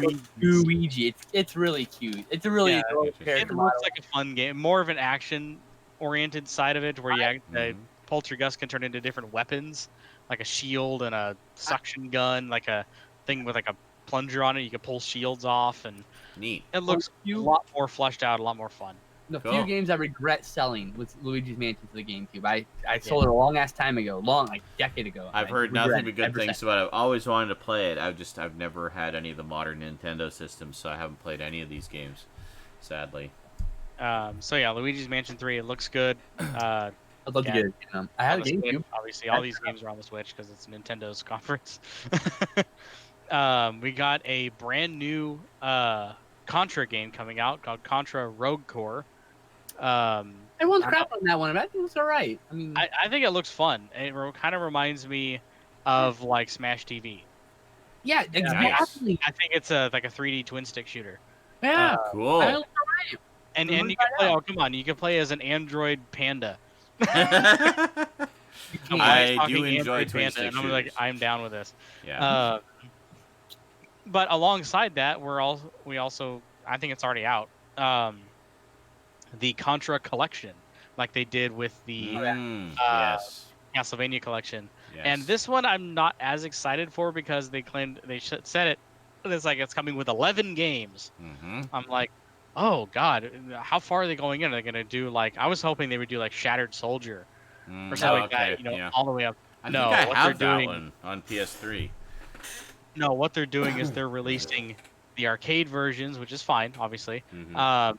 The NES versions, the Mhm. Japanese NES version, Yeah. and the European NES version. That's They're right. all the exact same fucking game. They just have different skins. Yeah. So for winners, we're getting Contra, Japanese Contra, and Probotector, Yeah. which is Wasn't there some European. Game Boy games in there too? I mean, Yeah. yeah, there's more than that, but I'm saying is like I they want didn't it- go past Super Contra. I want it for Contra 3: The Alien Wars. Yeah, I you know, mean, that's just about for as that far alone. as they went. They didn't go any further into that. They got I think Contra they went a little Hardcore. farther than that, didn't they? No, they didn't. They didn't go past the Super Nintendo. Oh, Yeah, they, they I went. think they're gonna do a second collection. you I might think do a that's second collection. Yeah, so like those 11 games are just like Maybe- those 5 games and all of their out of country Variations. equivalents. Yeah. would have been fine. So too. there's really, in a reality, there's only about 5 games on this collection. That's still good, though. I mean, But that's still good for a Contra collection. yeah, I'm No, I still gotta down say- for that. There's a lot of those I haven't played. It So looked like the new Contra game actually had all those main character, like references to all those main character models too. So it's like you Yeah. like all those fucking characters, which is cool. Interesting. Yeah, and it just looks like fun. Yeah, Uh, everyone's crap on it. And I don't understand. Like, what are you talking about? no, that's no. If you want something to crap on from E3, yeah, go look at Battletoads and Commander Keen. Right. Oh dear, Commander. I not did gonna not mention like that as the- much Can as you, I'm gonna mention can you guys talk about Commander Keen a little bit? I know there was some I almost don't want to because I don't think it deserves the there time. was some excitement and then some disappointment. I got excited. There was We were no all excitement. in a group chat, a voice chat, and like we're like, oh my god, and then immediately it said, and it looks like a mobile game. We're like, you can hear us all get deflated. It was just so like there was such defeat. Yeah. Like So I played new modern Commander Keen game, folks. Mobile only. and it looks Yep. it looks nothing like fucking Commander Keen. Yeah. That's the problem. No, Yeah. it's some like turn-based stand on one spot and wait for a countdown timer so you can do it again. Yep. Whoop-de-fucking It's do. it's something Oh. you've seen in every single mobile game ever. It's Yeah. like there are elements of this game that are very much like It's so fucking generic. Angry Birds. It I don't- has Yeah. the whole. Did you get the 2-star or the 3-star ending to this? Oh my! Like, They even oh have my that? God. Seriously? Yeah. And I Holy gotta say- shit! Like that's Oh. right out of Angry Birds. A lot of people are crapping on it. That's a mobile game. That's not the problem for me. I don't have an interest in mobile games, but there are people who do. My Yeah. problem is it's not in the spirit of Commander Keen. And you could have Yeah. easily done Infinite Runner with Commander Keen. Yeah. It would have been too easy to translate. Yeah. If you wanted easy Alright, lazy when- about it, you can at least done it right, is all I'm saying. John fucking Romero sits there and looks at your game that says Commander Keen and goes, "That's not Commander Keen. You fucked up." Wait a minute. Did that happen? That happened. There was an interview with John Romero, and they asked him about if they saw the new Commander Keen. He goes, "Oh yeah, I saw that." He goes, "It's not a Commander Keen game." He goes, and he went into this whole description about how there are people that like mobile games. He goes, I will never play it," but it's fucking hilarious. Wow. Even John Romero, the Yeah, creator when of John Commander Romero did Keen. not recognize your Commander Keen game as not a Commander Keen game. You fucked up. I'm like, I'm not I'll really never trying- play it. I have no Yeah. interest in mobile games, right? No, and I neither will do I, be really. upset when it's a mobile game. I have no interest. That's fine. If you like it, It's good. just- But I It's just have not a like good 3 games on my phone, and the only time I ever play them is when I'm on a bus ride that's more than 20 minutes long, and that's Yep, it. same. So Except in a car ride. I don't want anything beyond like just some stupid people little in the chat time are waster mentioning, game.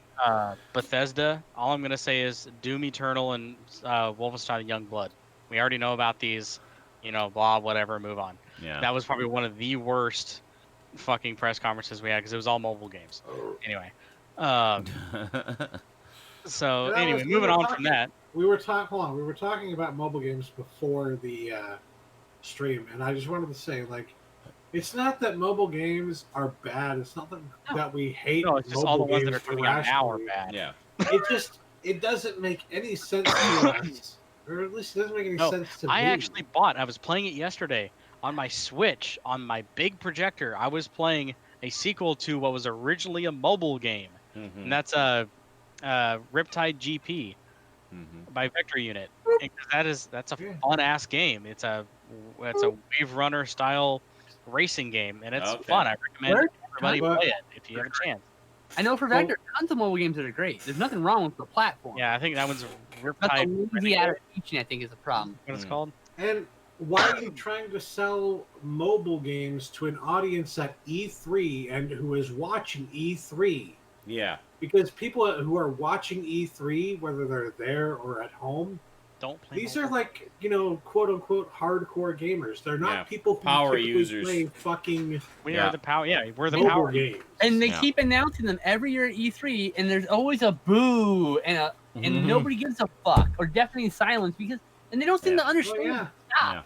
Well, you guys don't have a phone? It's like, no, Just we make have a a separate phone, you press conference for your asshole. fucking No, we just have. Wait a minute, did they say that? Gamers.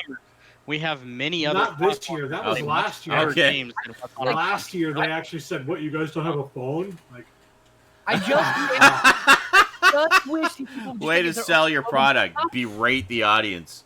Just go make a mobile games conference, and then no one will berate you because only people who are interested in that shit will go to it. Exactly. You'll have your own They'll place watch to it, talk yeah. about your shit. Yeah.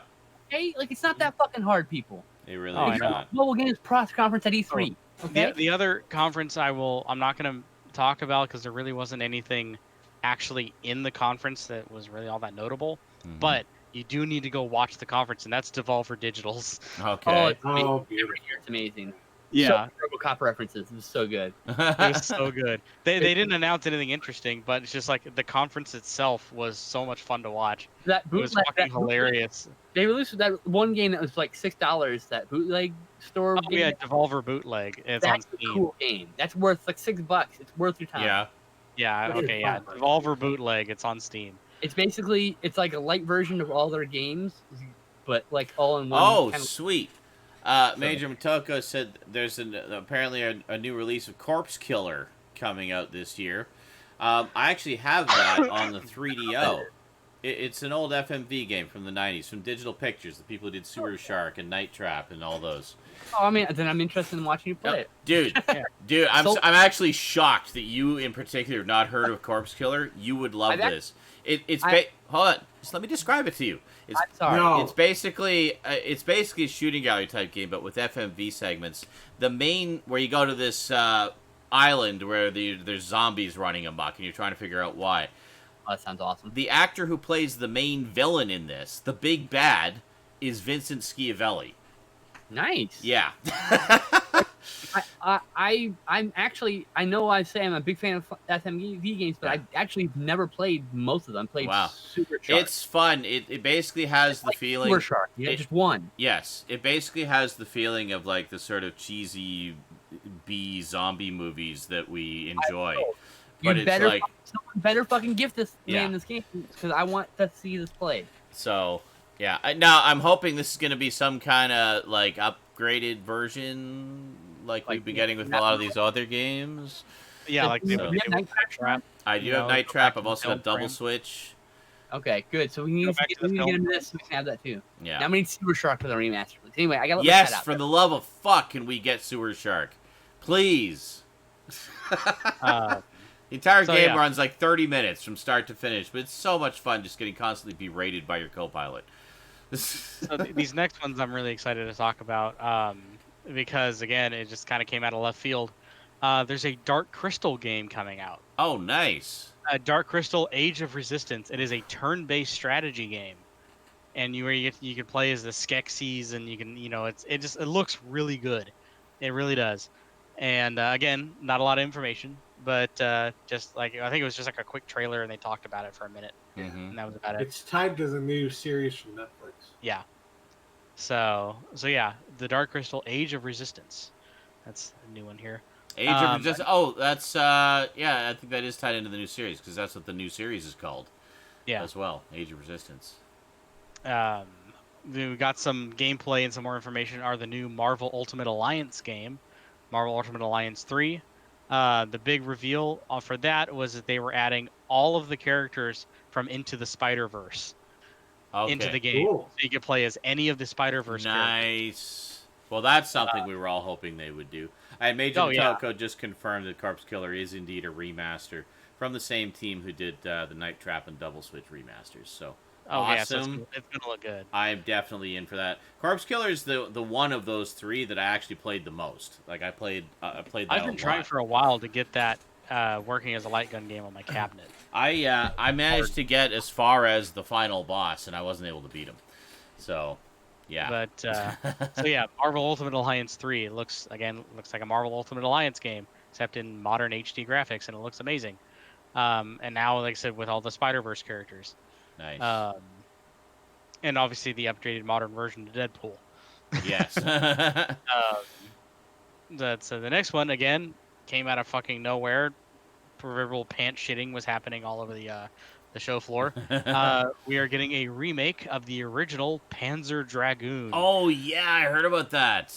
That's awesome. I'm super excited because I've actually never had a chance to properly play it. Yeah, exactly. Same here. I played it in a store demo that had a Sega Saturn running back when the original came out, and I thought it was awesome, and I wanted a Sega Saturn, but I just couldn't afford it. So I never got to play the full game. I heard some people shitting on this remake, saying, "Oh, this doesn't even look as good as the Xbox version." I'm like, dude, do you realize how few fucking people have had a chance to even fucking play this game? Yeah. I don't give a shit if it does look worse, which I can tell you right now it doesn't. Yeah. But if it did, I wouldn't give a fuck because it's all about me being able to finally fucking play it without having to pay a fucking $100. Yeah. Seriously. It's basically a 3D shooter where you're riding a dragon, shooting stuff. It's an on-rails 3D shooter. Yeah. Pretty much. I mean, there's really nothing wrong with it. It's as I recall, it's kind of on rails. It's not like totally on rails like we usually see. Yeah, you can sort of control where you're going. Yeah, there's like decision making. But it's just you on a dragon shooting a lot of shit. I mean, come on. Like Switch. Yeah. We got again. Most people were not totally surprised by this, but they had the proper realization for it. No More Heroes 3. No More Heroes 3. Yeah, this was a popular game on the original Wii. Yep. I remember. You got No More Heroes 2, it was even more popular. And then the Slam franchise kind of died off for a while. And then it re-emerged just recently on the Switch for Travis Strikes Again, which is Travis is the main character. And it bombed. Like, it was terrible, apparently. It was this horrible game. And there was a lot of self-references in it saying, like, if you didn't buy this game, we're not making No More Heroes 3. So everyone took that seriously in a fucking No More Heroes game, which is it's the whole game's satire. It's a joke satire. You're not getting the joke, funny. but I mean because that's typically how games work. Is if one doesn't sell, they don't make another one. To be fair, some people are medically incapable of actually understanding jokes. To be fair, I know, yeah. So it was very complaining. Pretty much, it was pretty. If you go back and look at the game of Travis Strikes Again now, it's very obvious that they either were already almost done, which they were, or they were planning on releasing No More Heroes 3 anyway, whether you bought this or not. Yeah. So yeah, and it looks good. It looks like if you go back and look at any of the old No More Heroes, this is a new one in HD. It looks fun. And wasn't there an HD remaster for the PlayStation 3 or something like that of the first game? No, because this is a Nintendo thing. I could have swore it was on the Heroes. Was there no more game on the PS3? I think there was an upgraded one on the Wii U, but that was. Someone. I was gonna say about the trailer for this particular game that we're talking about. Are you thinking of No One Lives Forever? Is that game? Yes. It's like it's like a James Bond parody. Oh no, but that we need to HD upgrade. That'd be amazing. Yes, we do. That's the lady, right? Yes. Yes. Yes. Yeah. Okay, I've never played it, but I remember seeing it. I'll just type out what I was going to say. Man. What? What's that, man?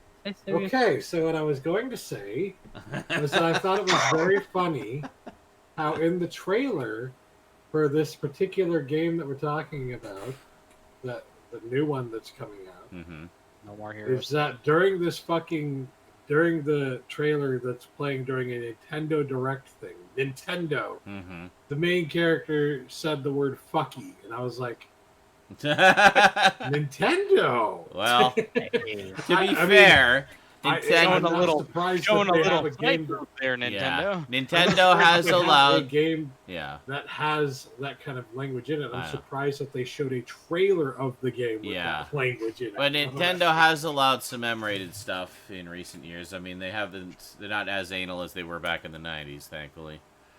Oh no. Like as of the GameCube, they started doing more sort of rated stuff.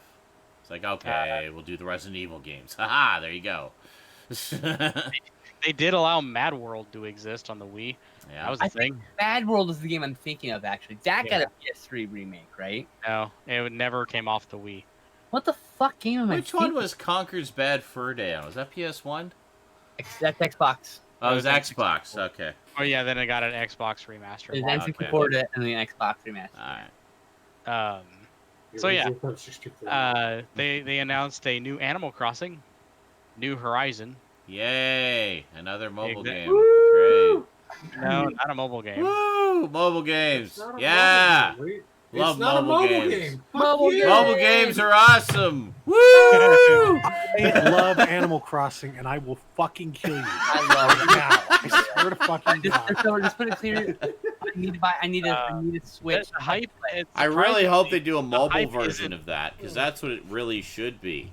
I mean, I was expecting when they announced Animal Crossing, I was expecting the hype to be through the fucking roof. But I'm surprised it's actually not. I mean, like there is some hype for it, but I don't think we know enough for people to be super excited as of yet. Brings a New sound clip. I love Animal Crossing, and I will fucking kill you. Oh, don't get me wrong. Still got it here. Oh my god. Oh no. Well, I hope somebody's clipping that right now. I used to have it. I have my memory card for my Animal Crossing. Do you? Yeah, I don't have the game anymore. No. It was just one of those games that, you know, Animal Crossing game. gamers, I only great non-gamers, people I have. grandmas, you know, it Yeah, was it's not just a lot like of grandmas it was like the that. most accessible Yeah. game on the GameCube when it first came. Grandmas and Stout, apparently. Like there is actually there's an old article about a 99-year-old woman who Yes. has I don't know That's if what I you saw was it. thi- That's what I was thinking She about. had- Yeah.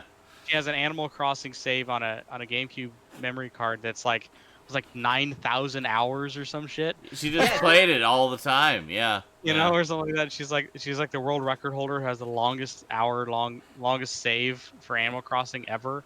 It's crazy.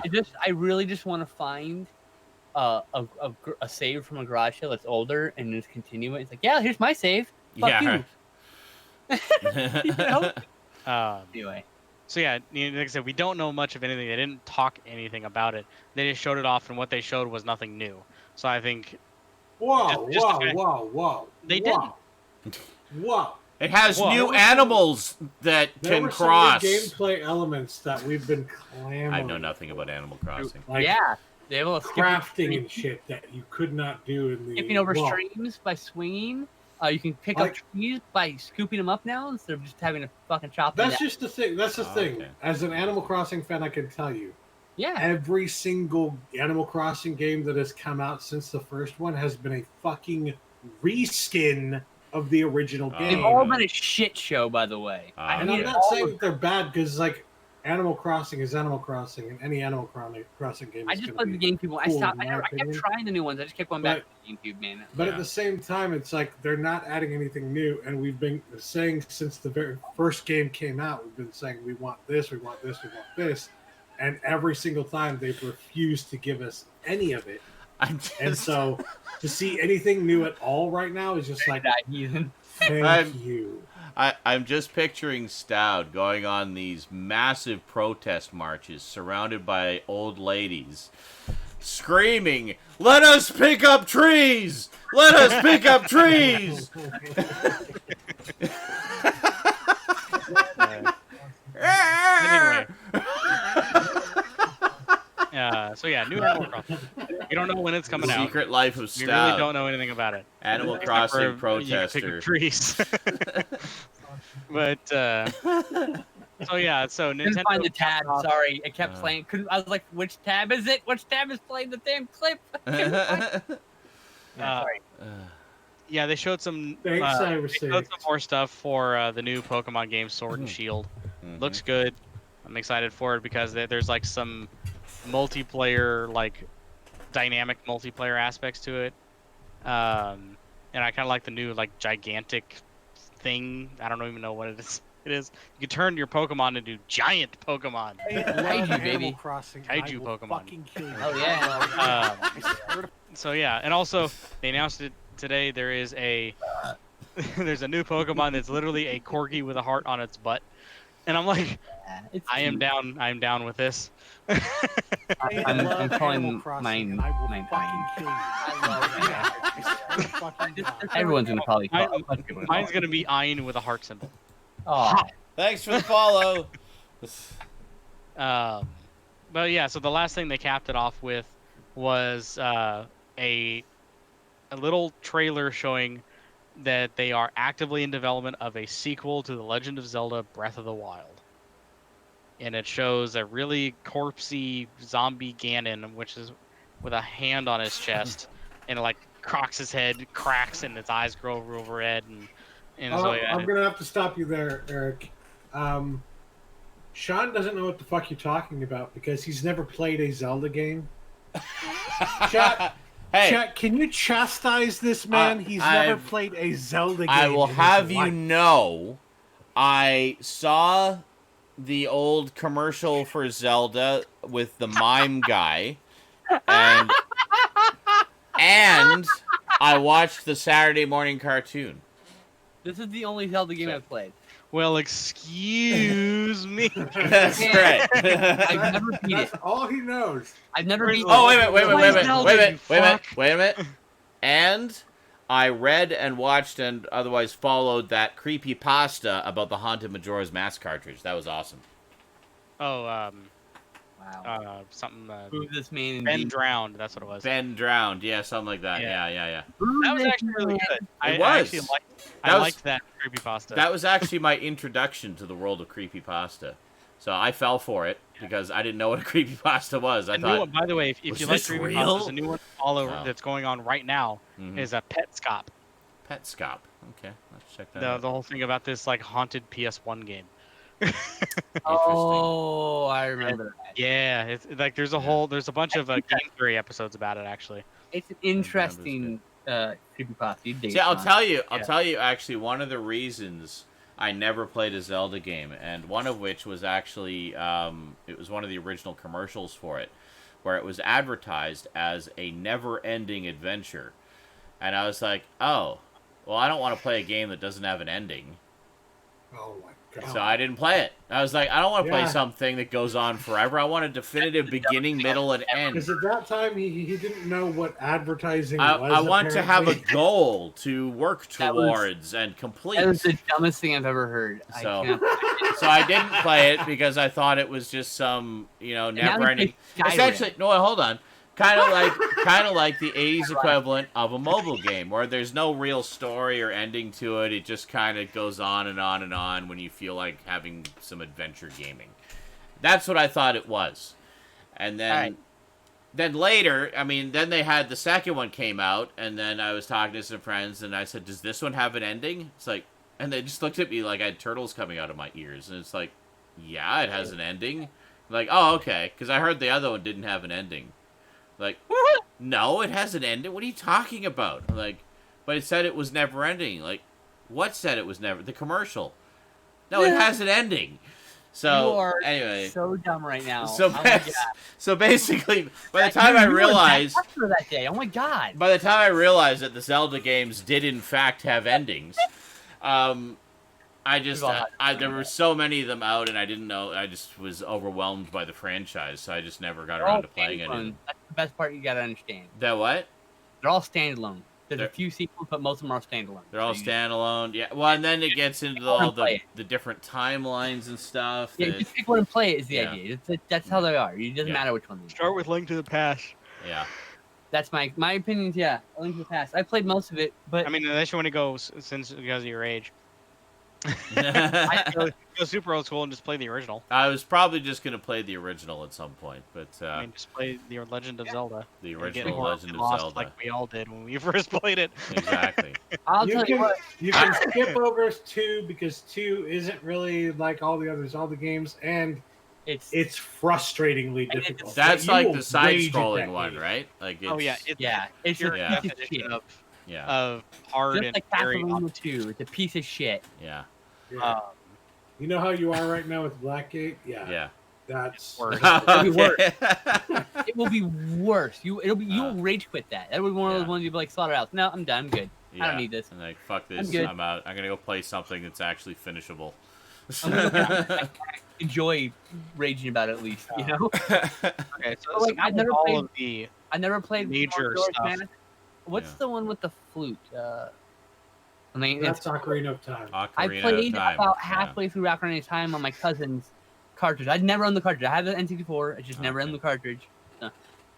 Now I need the cartridge and Yeah, no, I heard they're all great. You know, capture device. Wind Waker came out. I was like, well, that looks really cool. I like the 3D-ness and the style of it. Looks pretty neat.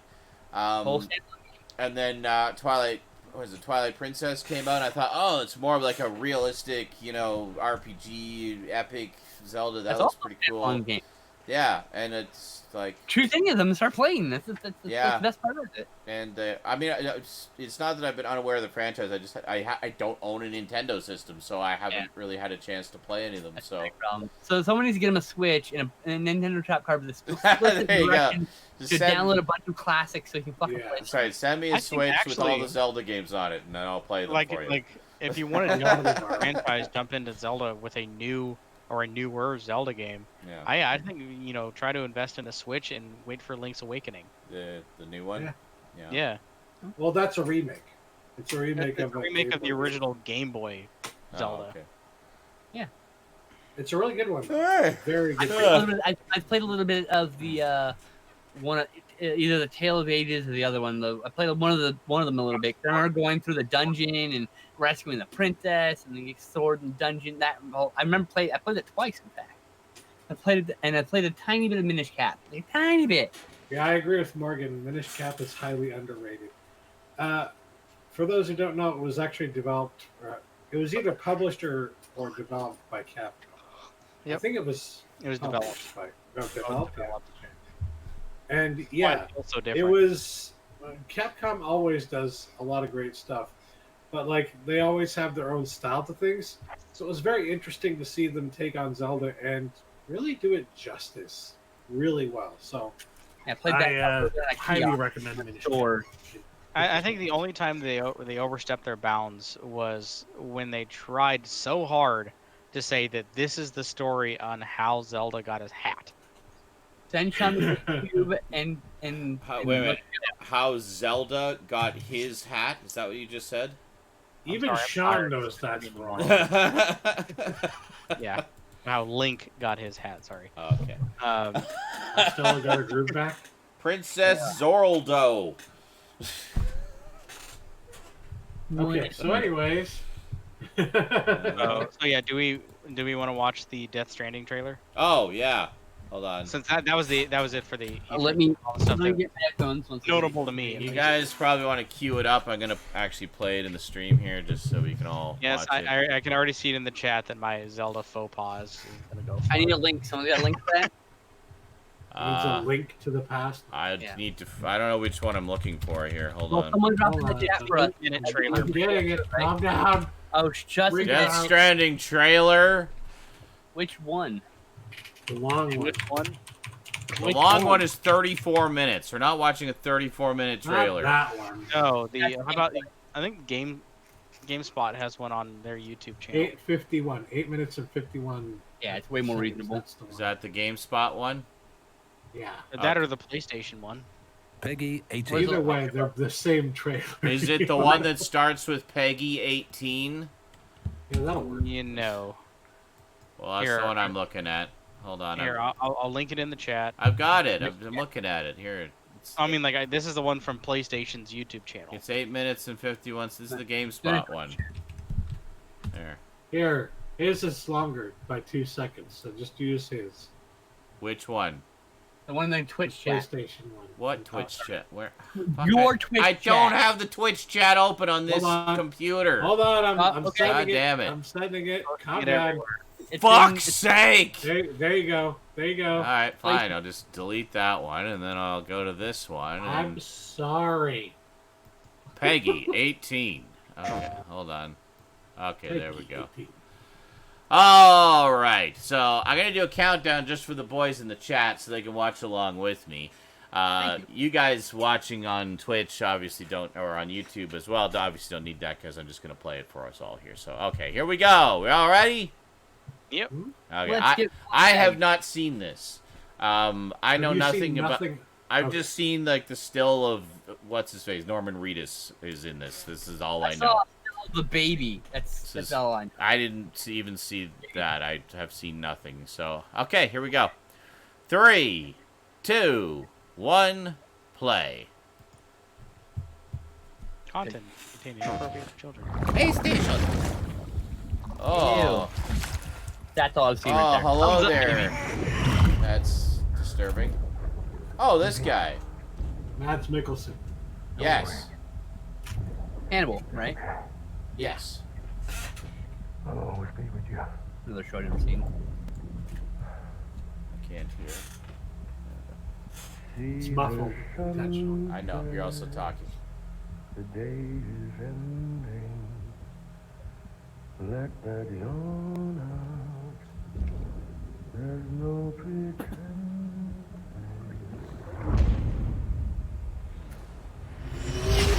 Oh. Together, you can Cool help us motorcycle. reconnect. Oh, Assassin's You can Creed. make a whole. America's finished. Sam, if we don't all come together again, humanity will not survive. We don't need a country. Not anymore. We do. Alone, we have no future. Bridget, you're the president of jack shit.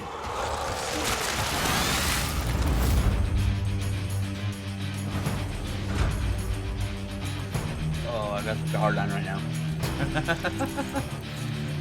The character animation in this is pretty impressive. Oh, great! Universal's gonna flag this. I knew it was Apocalyptica. Oh, yeah. UMG is almost as bad as WMG, just so you know. This will get flagged now. I knew it was going to get flagged. Yeah. Oh, well. Cool. So, like, open world, post-apocalyptic kind of thing? Dude, extendo ladder for the win. Nice. Oh my god, it's so cool. Yeah.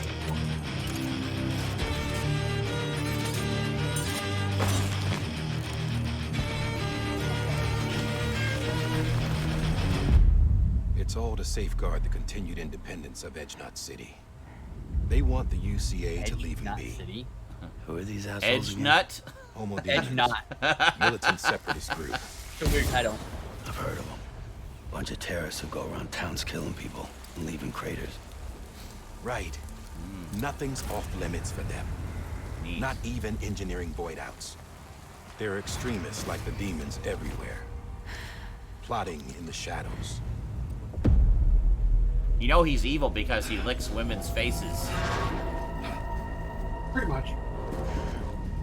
Had a demon with an E, I don't know, like short for Dementor. Demonter? Dement. Oh. Run away, run away, run away! Run away! Woo! Oh! Oh, great. Stun sticks, my favorite. Serpentine, run serpentine! Just jump over them and stun them with your cape. Oh, wait a minute. Wrong Beat game. those guys. Oh yeah! Yeah! Punch them in the face repeatedly. Hit them with the briefcase. There we go. Yeah. Oh, it's like a reverse tricycle. Look at that. Oh, nice. I like that. Wheelie, bitch. Yes, lots of driving that I can do badly. Even they know better than BTs. Oh, even I want to play this now. Just sense them. That's why we came prepared. A bridge baby, huh? Makes me Bridge feel baby. like shit every time. Bridge baby. Well, you are plugging into the other side. Freaks me out too. Whoa. Oh, let's just stay connected. Why is he carrying a fetus around? Because I can see in the past. How can a fetus see into the past? You know how like a baby just stares at something and giggles and you don't know what the fuck's going on? Oh, that's the idea. Okay. That's the idea. I don't know for sure. I'm guessing. Something like that. I know as much as you do. Oh shit! Oh god. Ghosts are coming, and now you're in the past. Oh my god. Yes. What the hell? Oh, oh my god. Oh jeez. What? Oh my god! The earth just barfed him out. What the fuck? It's bound to hit. What the fuck is going on? Looks like World War I. It does. Okay. So we're in the past. Yeah. Or shadows of the past or something. Oh my goodness. Whoa. Oh my god, it's got like intestines falling No, it's out. got like a time travel aspect to it or something. Yeah, and that tank had like living organs inside it. Crazy. Like I think the tank was a living being. Weird. Terrifying. I love this music so much. Yeah, it's pretty rocking. I'm a big fan of pop. Yeah. You see him? There's Guillermo del Toro there for a second. Oh yeah, yeah.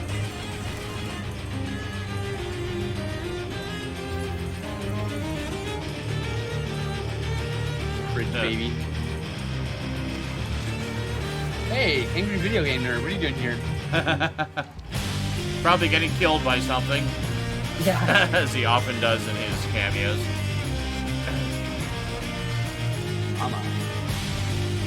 Dead man. Oh, Oh. Nicholas Winding Refn, that's who it is. Troy Baker. Boy. Oh, Lindsay Wagner.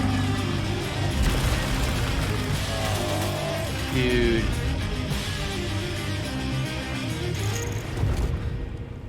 Sam, we want you to go west. This and baby finish shit is what freaking me Emily out. started. Rebuilding America isn't gonna get rid of the BTs. As long as they're still around, there's no escaping it. But at least we'll have hope.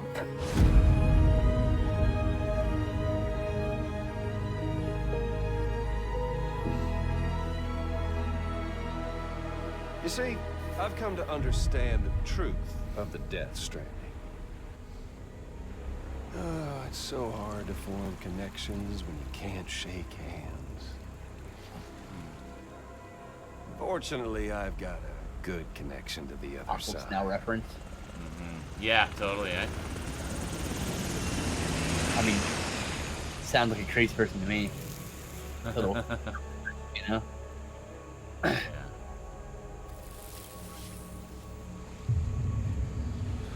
I also want to get a PS4 so I can play this. Yeah. Death soldiers. God, it looks so fucking cool.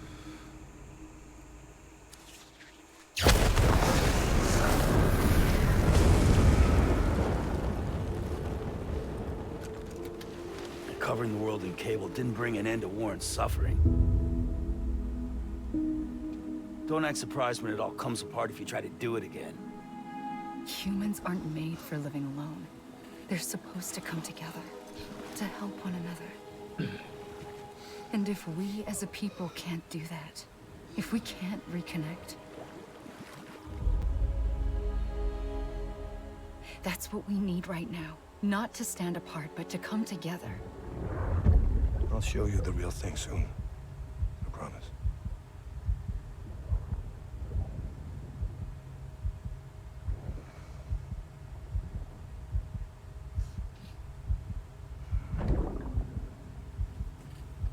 The whole wide world will be yours to explore. You'll be able to go wherever you want. Even the moon. Can I have $500 so I can buy this already? Thanks. God damn. Wow. Okay. Just from the trailer, I get that there's probably a strong theme of trying to find hope while being submerged by your own depression. Yeah. I just get that from the physical actions happening in the trailer. I'm just saying. It's definitely, I think, a game about hope. Yes. On some level. It does seem to be.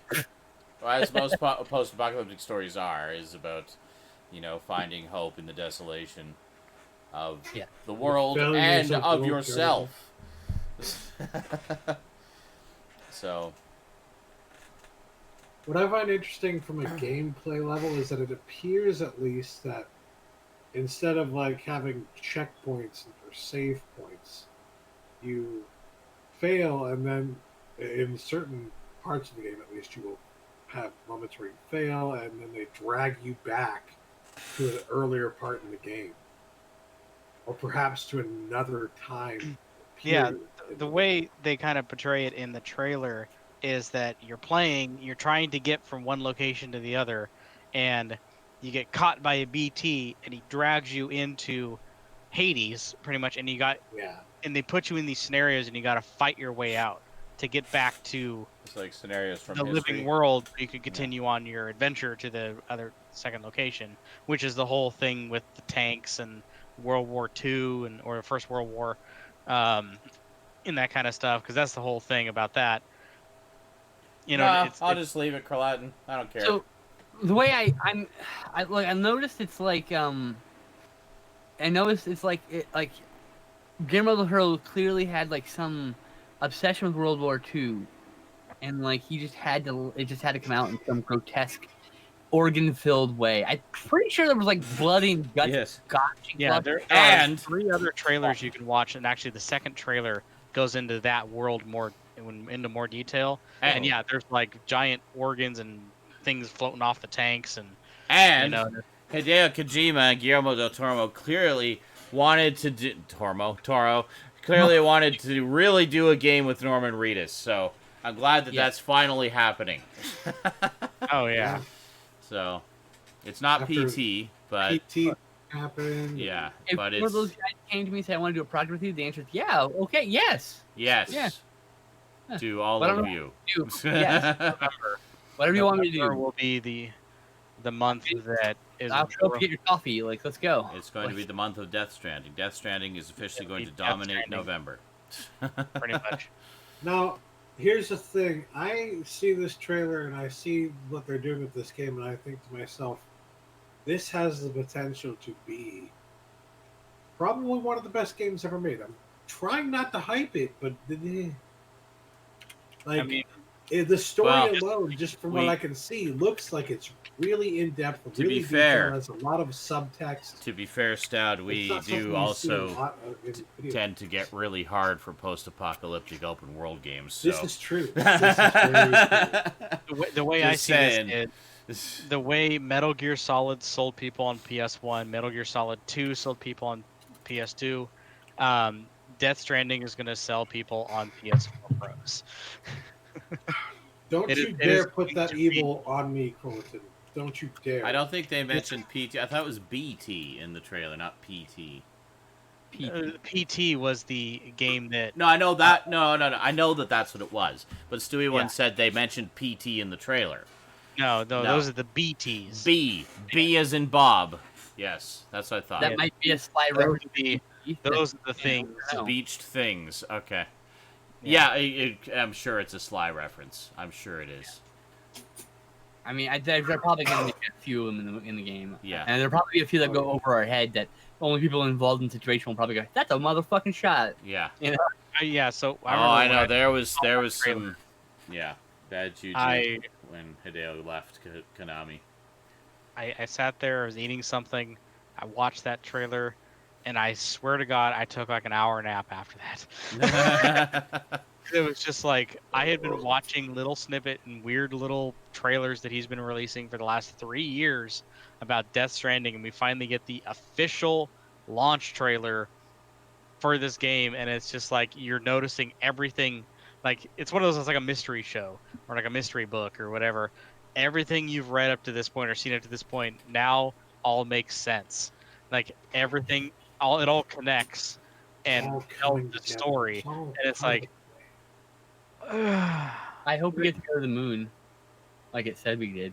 oh yeah, you'll be able to. I will say I do. He goes, even the moon. I think I will feel a little uncomfortable knowing that I'm carrying a fetus around with me the whole frickin' time. But And that you're using the view of the past because they can see through the veil or whatever. yeah. That is the reason why I am gonna be that person. I'm gonna shell out the $150 to get the special edition of this game. Comes because it comes with a full-size replica of a bridge baby. Oh. And I'm sure you will proudly display it in the background just to. It'll always disturb be Sean. right here.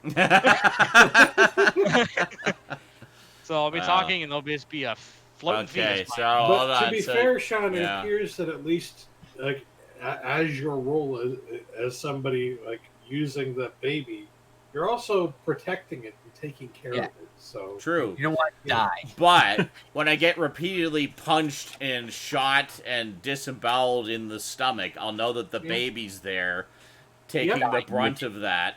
Yeah. Exactly. God damn it. Because we must torture you. I know. It needs to happen. Bridge baby looking disapprovingly during SNI. That sounds like a cool show idea there, Not So Salty Gamer. Good luck with that. That sounds like good stuff. Yep. Anyway, pickups? Yes. Yeah. I need a smoke now though because it's already like the length of a full show. And we I also need a smoke. Good lord. I'll be back. I should probably make coffee. Okay. I'm gonna make coffee. I've got 30 pickups, guys. Jesus, I have 11. Christ. And most of them are movies you've never heard of. I have a whole 5, so don't worry. Mine will be merciful this time. I took a loan from the Bank of Mom for a whole 3 days.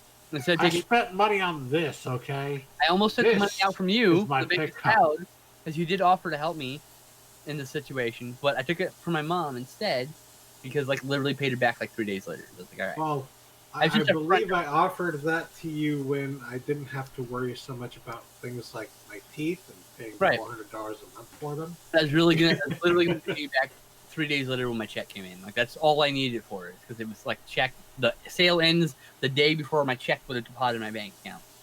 So like, I just need the money for 3 fucking days. You're the only person I know other than my mom who has money, so I'm like, I'm gonna ask my mom first, which I did. Got it. Gave her the money back. It's all good. It was like, I just need a front for like 3 fucking days because it's just bad timing on the check coming in and the sale ending, But we got it. It's all good. That's why I had so many items. This last month. In the last month.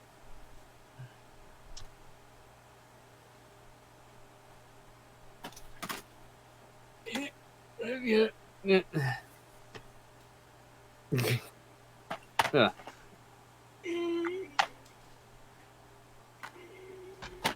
3 pies.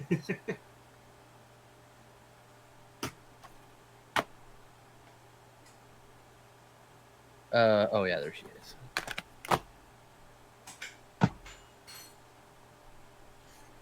Ah! That's what you get.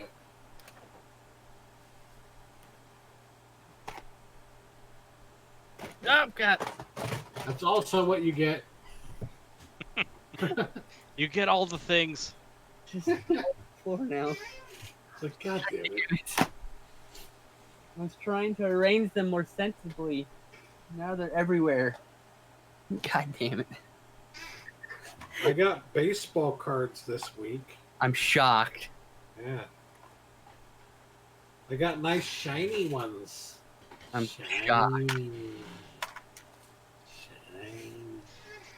I'm thinking about cutting one of them in half, though, because one of them is a player who has been discovered as a disgusting, filthy wife beater, and I don't like him.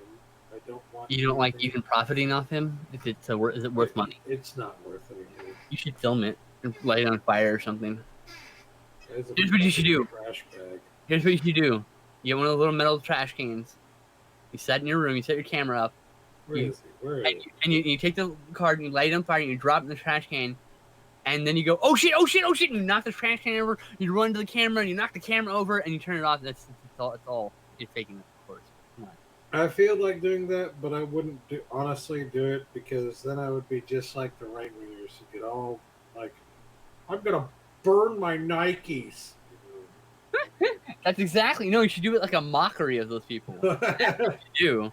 Here's one of the cooler ones I got though. It's a red, white, and blue refractor of Cal Ripken. Pretty. Cal Ripken. Good old Cal Ripken. The short print too. Oh, I don't know what the fuck that means in this context. You know, like short print run. Oh, we call that limited edition? Oh, why is it Yeah. not? It's called short print. It's weird. Weirdos. Pretty much. They have, in this particular set, it's called Panini Prism. They have like, I would say over 100 different kinds of like inserts and variations of inserts and stuff like that. So like they've got gold bordered cards, they've got blue bordered cards, they've got red bordered cards, they've got green bordered cards, and on top of all these different bordered card colors, they've also got like different kinds of refractors, which is like a, you know, They really want preying on completions, don't they?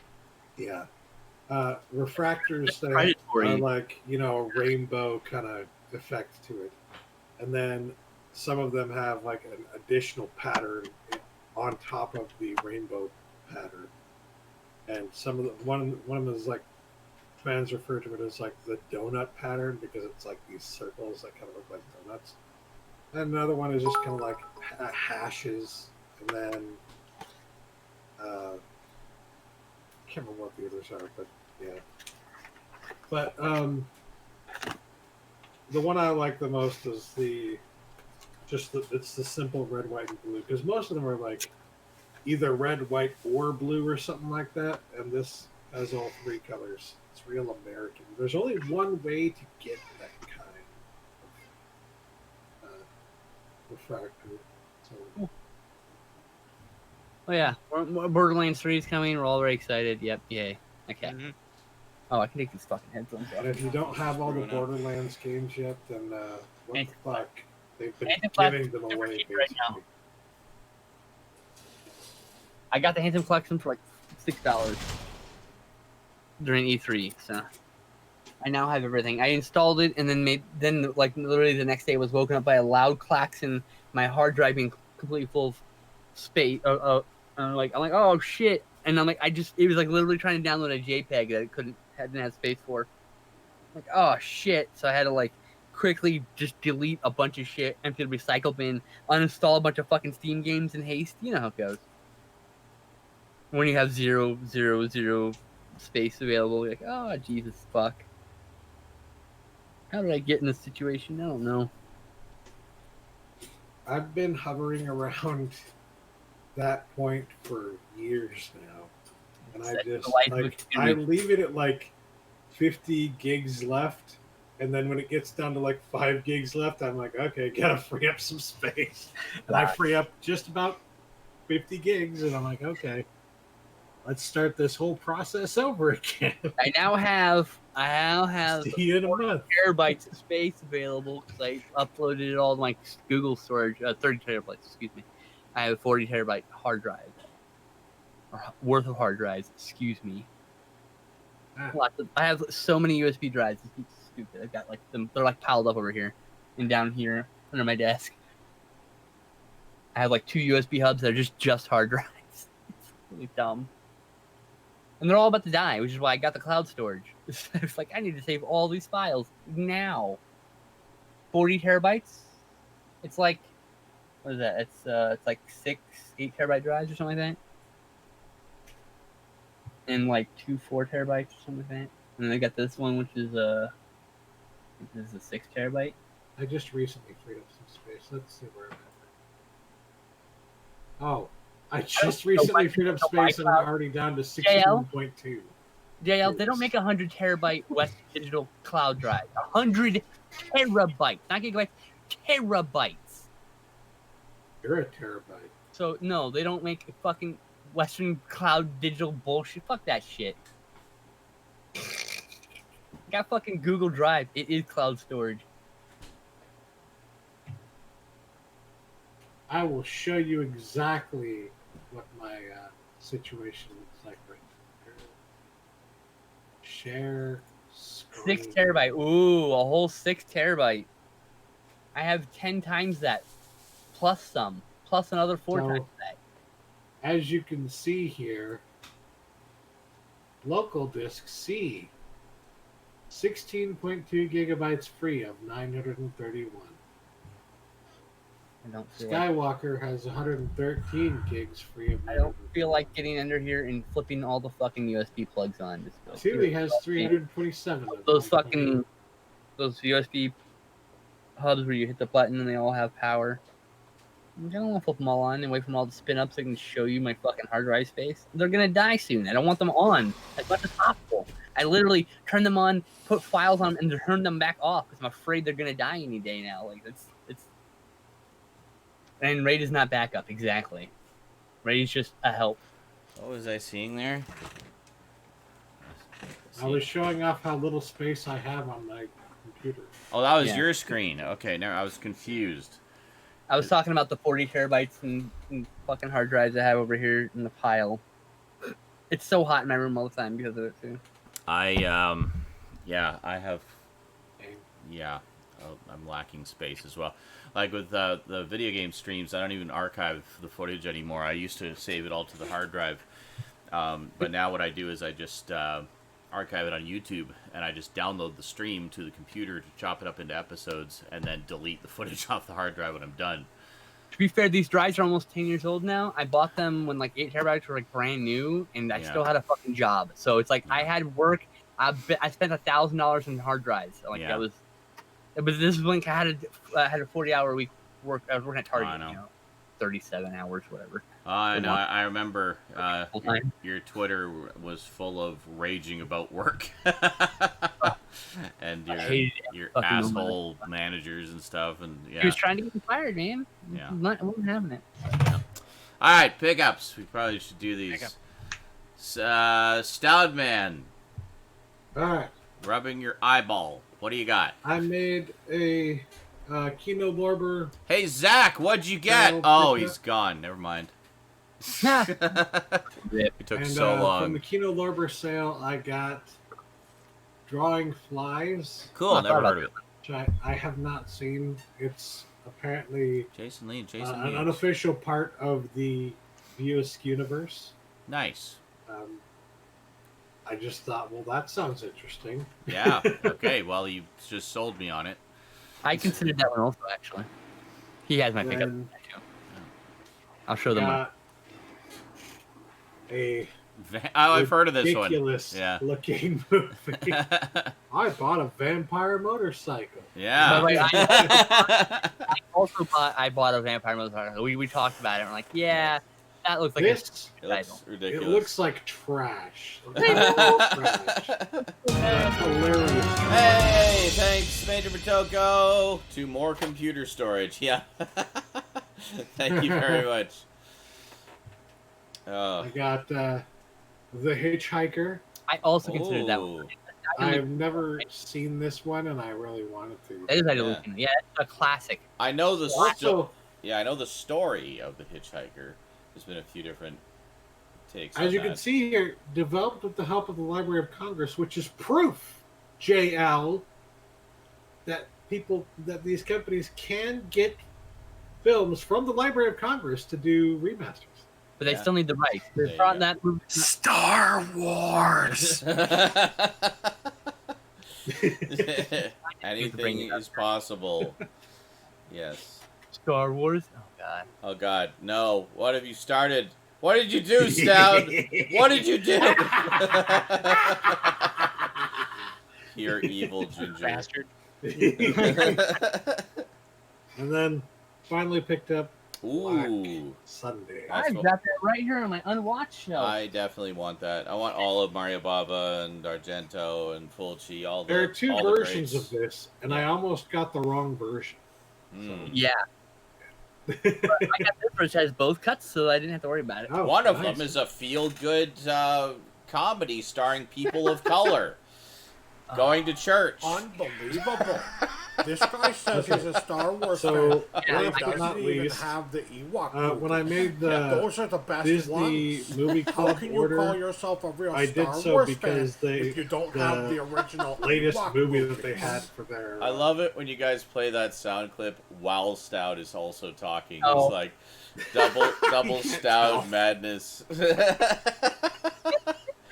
Which is the real Stout and which is... Oh, God. Is it live or is it Stout? Okay. Captain Marvel. I need to get that. 4K. Yeah. Well, that's a nice I got slipcover. this. It's shiny. Basically, whatever I do, whenever I make a Disney movie club purchase, it's usually when Thanks it's for the a follow. Marvel Good movie hammer. that's coming out that I want, Yes. and it's like $30 for the 4K on that site, and I'm like, you know what? Usually, the Marvel movies don't go down in price on 4K until several months later, and even then, it's like $20 to $25. So it'd be $25.99. It doesn't go down very much, yeah. So yeah, I was like, fuck it. Can you? If I'm gonna pay full price to get 50% off everything else, I might as well just pay full price on something like this. Yeah. Yeah. Can you do like sort of the tilty thing so we can see the bumpiness and the shininess in the light there? It's a flip cover. Bumpy and shiny. Oh, it's all bumpy. I love it. I only have the DVD, the Blu-ray. There we go. There's the bumpiness. have That's what I the part like. I I like the bumpiness. Yeah. The Blu-ray version, which is less bumpy, only the words are bumpy. Only the words are bumpy. I might have to get the 4K. I like the extra bumpy. I didn't have a choice. That's okay. He was like, "Here, here's your new movie. Oh, cool." My dad gets. I'll see how much it's going for at Best Buy across the street, and we'll see. $30. There's no extra Probably special $30 features yeah. on the 4K, by the way. It's usually about $30 for those. And with it came some stickers. Yay! Whatever they That you'll are. never use for anything. Stickers is And mine. of course, I didn't get stickers. What the fuck? Oh, that's right. a picture. Right. Ooh. A picture of Captain Marvel herself. Holy shit, paragraph D large. RAID is a way to avoid a disk failure and improve disk performance and high availability and of I'm data. sure it is, but like, it's a So a failed It's a nice disk will not stop you from accessing your data. You need to back up the RAID array to have a backup. How are you going to recover your data when your array dies or when a second disk dies or when you rebuild the array and you put in a new replacement drive? RAID is not a backup, sorry, but that is just a myth. Don't rely on RAID if you care about your data. We have a table library at work backing... What? I'm telling you, I think I'm telling you right now that needs to be a copy pasta right now. Everyone needs to copy that. The myth of RAID. Type /me in the chat and then paste after /me. Oh, there you go. Holy crap. There you go. Good lord. RAID kills bugs dead, yes. Wow. We love you. Not making fun of you. Just be clear. That's right. It's just a thing. It is. It's a Twitch thing.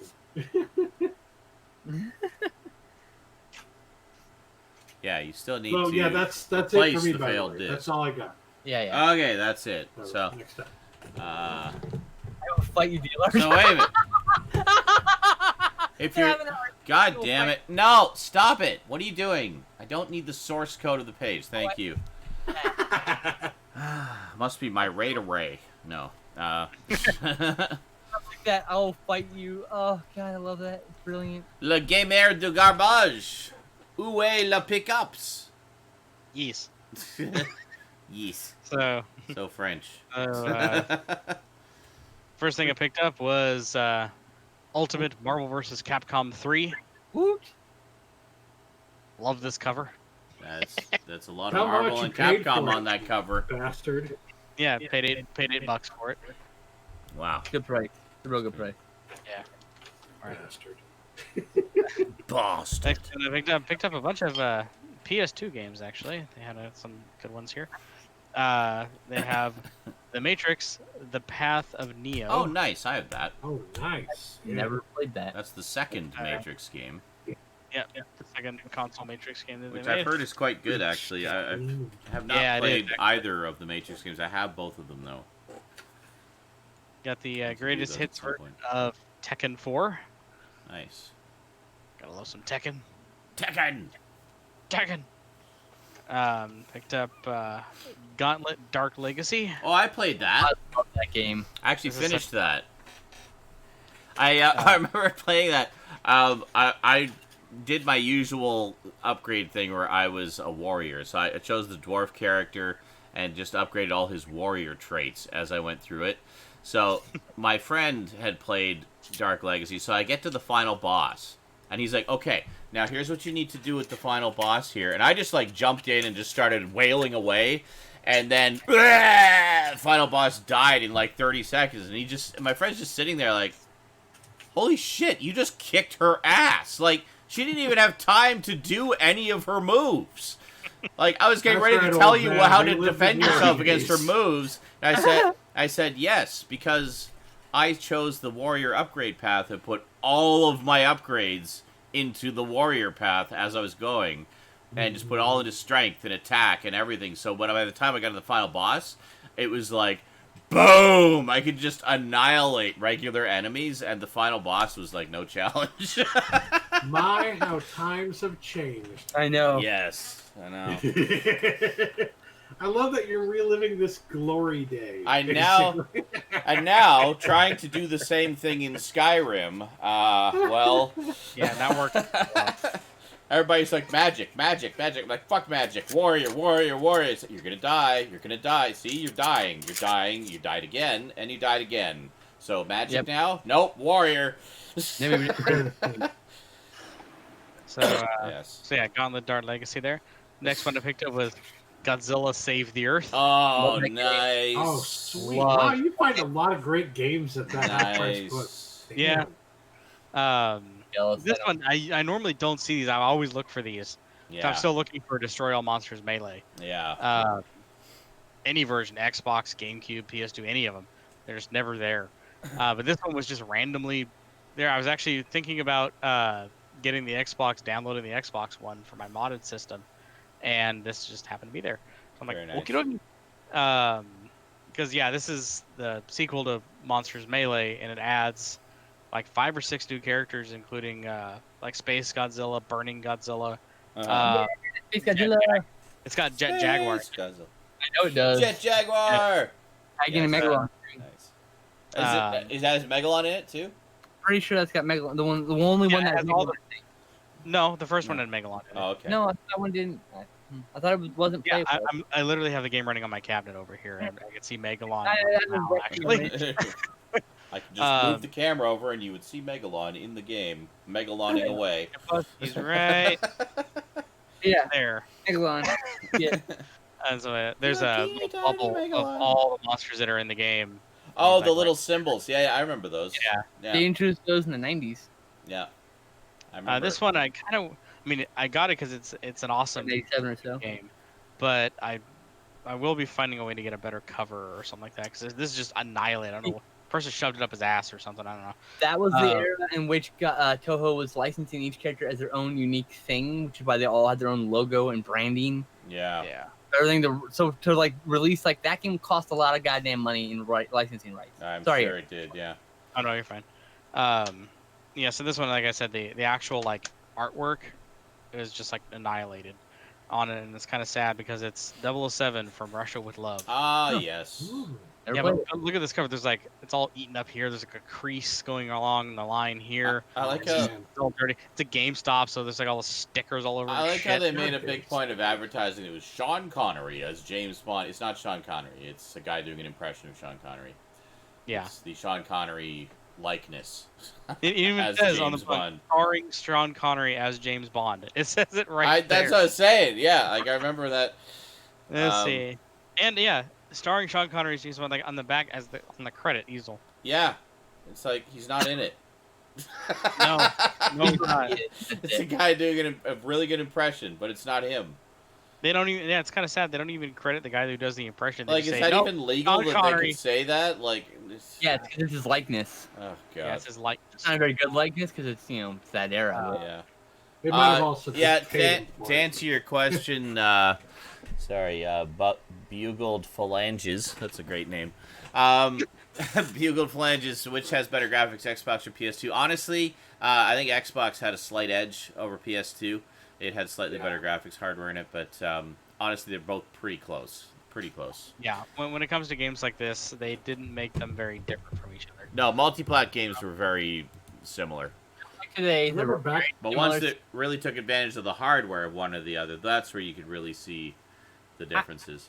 After the N64 PlayStation era, they all kind of got more close to each other. You know, I remember after or back in the day. Back in the day, all the game magazines used to say Xbox always had the best graphics for everything. No. For every multi-platform game, they'd be like, Xbox has the best graphics for this game. It's like, yeah. It doesn't. That was then. Now we can go back and look without rose-colored, rose-tinted glasses and be like, yeah, they're kind of the same. I think the next era, PS3 had an edge over Xbox. Right. Now they're pretty much all identical. Like, there's really no difference anymore. There's like just slightly different. It's just a matter of which games do you like better, which is really what it should have been all along. Yeah. Not about So which I has took better a graphics or whatever. moving on to the movies and TV shows that I picked up. I perused again the bargain shelf. The bargain. Yeah, because there's the bar. Like I think I explained this last SNI. There's the shelf that has all the stuff on it, and there's like the bargain rack.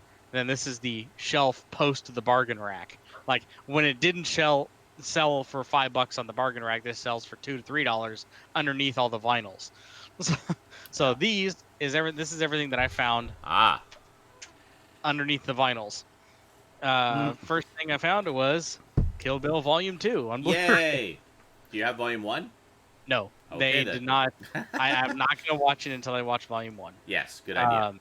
Yeah. So because they had Volume 1, but it was only on DVD. No, just wait. You'll find it on Blu-ray. It'll show up It's pretty under common. It's for like less they than $4. It comes up for less than $4 a lot of places. printed a bazillion of those. Yep. Brand new, you can get for $4 on Black Friday half the time. So. Oh yeah. Yeah. So this one I was actually surprised I found it with the slipcover. Slipcover's, a little marred and stuff like that, but again, it was $3, and that's Rise of the Planet of the Apes. Nice. Oily one, right? Yeah. No, it's no, it's a later release of maybe it. you can see like the edges here. They're all. Oh, it is, man. It's still cool. I mean, yeah, it's still sitting on a shelf. Looks perfectly fine. Looks fine. I mean, I had the very first one, which was like matte finish. Yes, that's what I have too. Yeah. So there's that one. And it annoyed me. They did the matte finish and the like half face for the first two, but not the third one. The third one has a shiny slipcover and no half face. Yes. No bumpiness, nothing. Just a lot of white. That white that we love so much. Slipcover. Huh? So literally sitting right next to it was. Hey, there you go. Very nice. I'm only missing War for the Planet of the Apes. I have War, but I still have not watched it. I love. Oh my god! Love the first two. So I have Rise. So what is the order? Is it Rise, Dawn, and War? Yes. Or is it Rise, War, Dawn? It's Rise, Dawn, and War. War is the last one. Rise is the first one. Dawn is the middle one. Okay, I wasn't sure. Yeah. So okay, yeah. So I Rise and Dawn. I can watch. I've seen Rise. Haven't seen Dawn. I need to see War. Dawn is so good. Holy shit, so good. War is really and like I said, and none of these were over $3. Nice. All these were $3. That's awesome. So this one was $2. And it is, again, it's rounding out this collection because I've been collecting this forever and they rarely ever show up. The Saturday Night Live Best of Mike Myers. Oh, woo! Nice. Have them all now? And $2. I would love to have that one. Does it have that Dieter on it and Wayne's World and stuff? It's got the old Wayne's World sketches on them. Nice. Oh, yeah, and there's Dieter. Yeah. Okay. Yeah. Nice. They're all there. This is the time on Sprockets when we dance. I'm as excited as a little girl. Zeddy is right there. Zeddy is, yeah. Such the madness of Mike Myers. I just love that man. Comic genius. $2. $2. And like I said, they leave the discs in these. They're not, obviously, they don't hide them. And like these discs are fucking perfect. Nice. Yep. So they resurface them. Occasionally they come from a loved home. Yeah. This is just, the guy, the previous owner took good care of it. And What a concept! Taking care of your DVDs? Oh my god! Now this one again, it was $3 and another amazing find. The complete first season of Scrubs. Oh, nice. This is the clear slipcover. Oh, that's pretty nice. Yeah. Yeah, I just like this because I used to love this show, and it was the first and second season is what sold me on this show. So I've never actually sat down and watched it, but when I neither have I.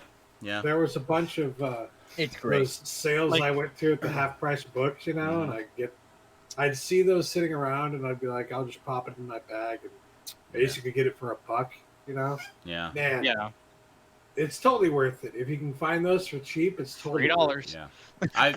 It's another one like I haven't really sat down and watched. I've only seen bits and pieces, the odd episode here and there.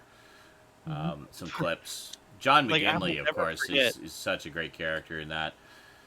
I don't know why, but this is one of those shows that I will never forget the very first episode. Like they made not the pilot, but like the first actual episode. And he was the main character, was coming in after an internship as his first day as a nurse.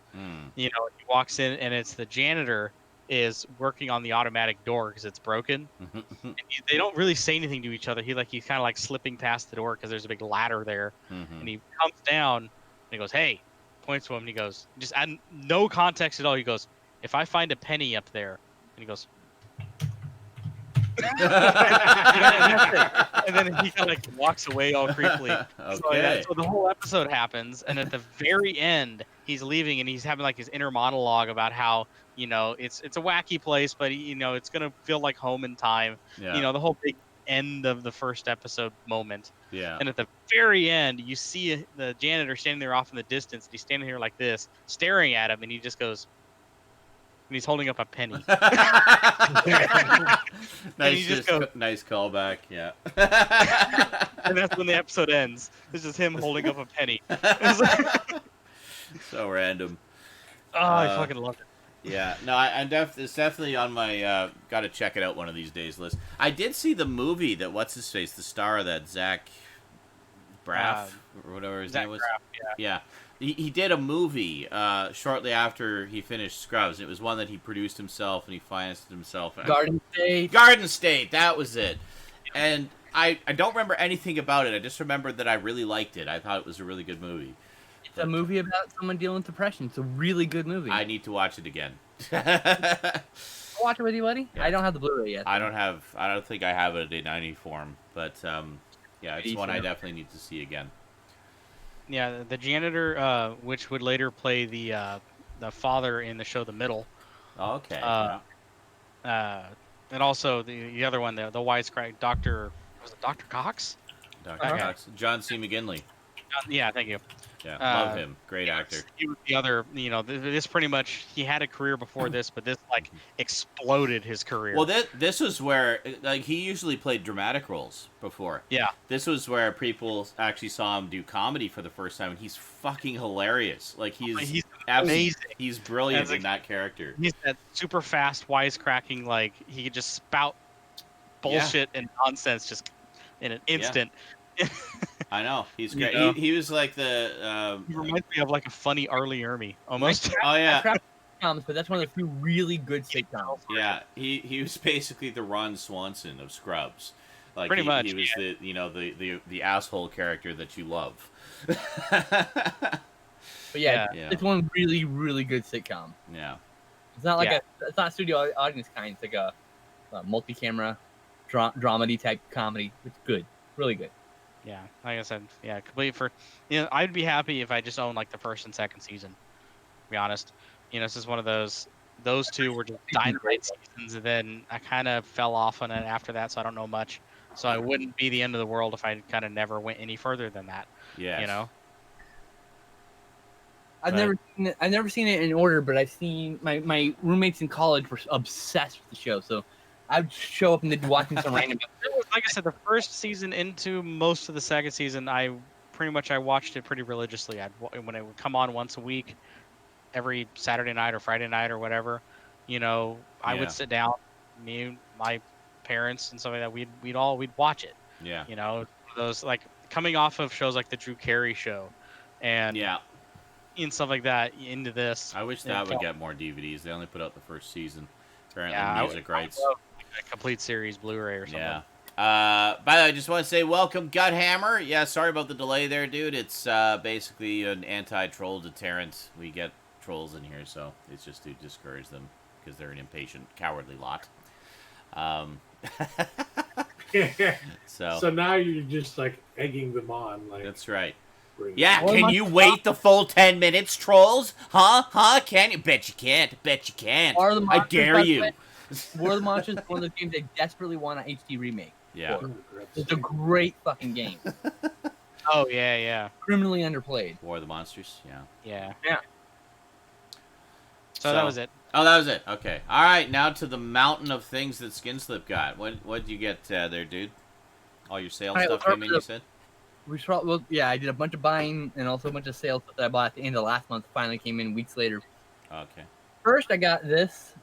Yes. Because of Pole Position. For the 3 episodes of Pole Position that are on there. And I don't have the other DVD, which Pole Position DVD episodes are available on. It's hard as fuck to find. Which has the first 10 episodes. Yeah. Show us the weird packaging. Yeah. Unless you have Okay, no one else owns this, huh? I'm the first person to own this. I do not own that, no. I only have the Region 2 so Pole it Position opens set. in a cardboard sleeve. Uh-huh. And it's one of these... Sorry. Yeah, it's one of these TV breakers. The fuck is that? What? Metal tin. It's TV cartoons on the go. What? Yeah. That's crazy. Suffice it to say, when I find... Is it all, are they stacked on a spindle, or...? What, other than like a CD booklet? Wait a minute, can you demonstrate? Whoa! What? Just a CD booklet, That's man. That's crazy. I had no idea. I never would have guessed that. Yeah. Anyway, suffice to say, when I get the other set, that 100 tunes, whatever the fuck the other set was called, if anyone's got that other set, I would. It's like 80s tunes or something. It's got Pole Position, Jason the Wheeled Warriors, and Cops. I think first 10 episodes of each. It's just hard to find. Yeah. I guess no one knows how to list it. I'm guessing it's just probably on eBay somewhere under some random listing. I just gotta find it. It's a weird ass title, and I'm sure that there's Very a lot of generic. If you try to search for it, you find everything on fucking eBay. It's so ridiculous. Yeah, you have to search by show. I think if you search by show, I did. Okay. That's how I found this. Trying to find this TV Okay. tune, find it either. Yeah, the TV Tunes one is listed under a million different names too. Pole Position. I'm looking for it. Please hit me. Try if you can find it on Amazon. Grab the ISBN. No, grab the ISBN because they might you might find more that way possibly. That's true. Yeah. Next, I had one double feature from the set with Ninja Thunderbolt and Invincible Hero. I got it because Ninja Thunderbolt's a Godfrey Ho film. I'm a big fan of Godfrey Ho. He's one of those directors that chops up the movies and makes whole movies. It's anyway. Okay. It was this set is so fucking hard to find. This is the 10 movie set. This is the last thing Cyclops ever put out. The very last thing Cyclops ever put out. Oh really? Oh okay. This goes for like $50, $60, and I got it for $20. Nice. But just.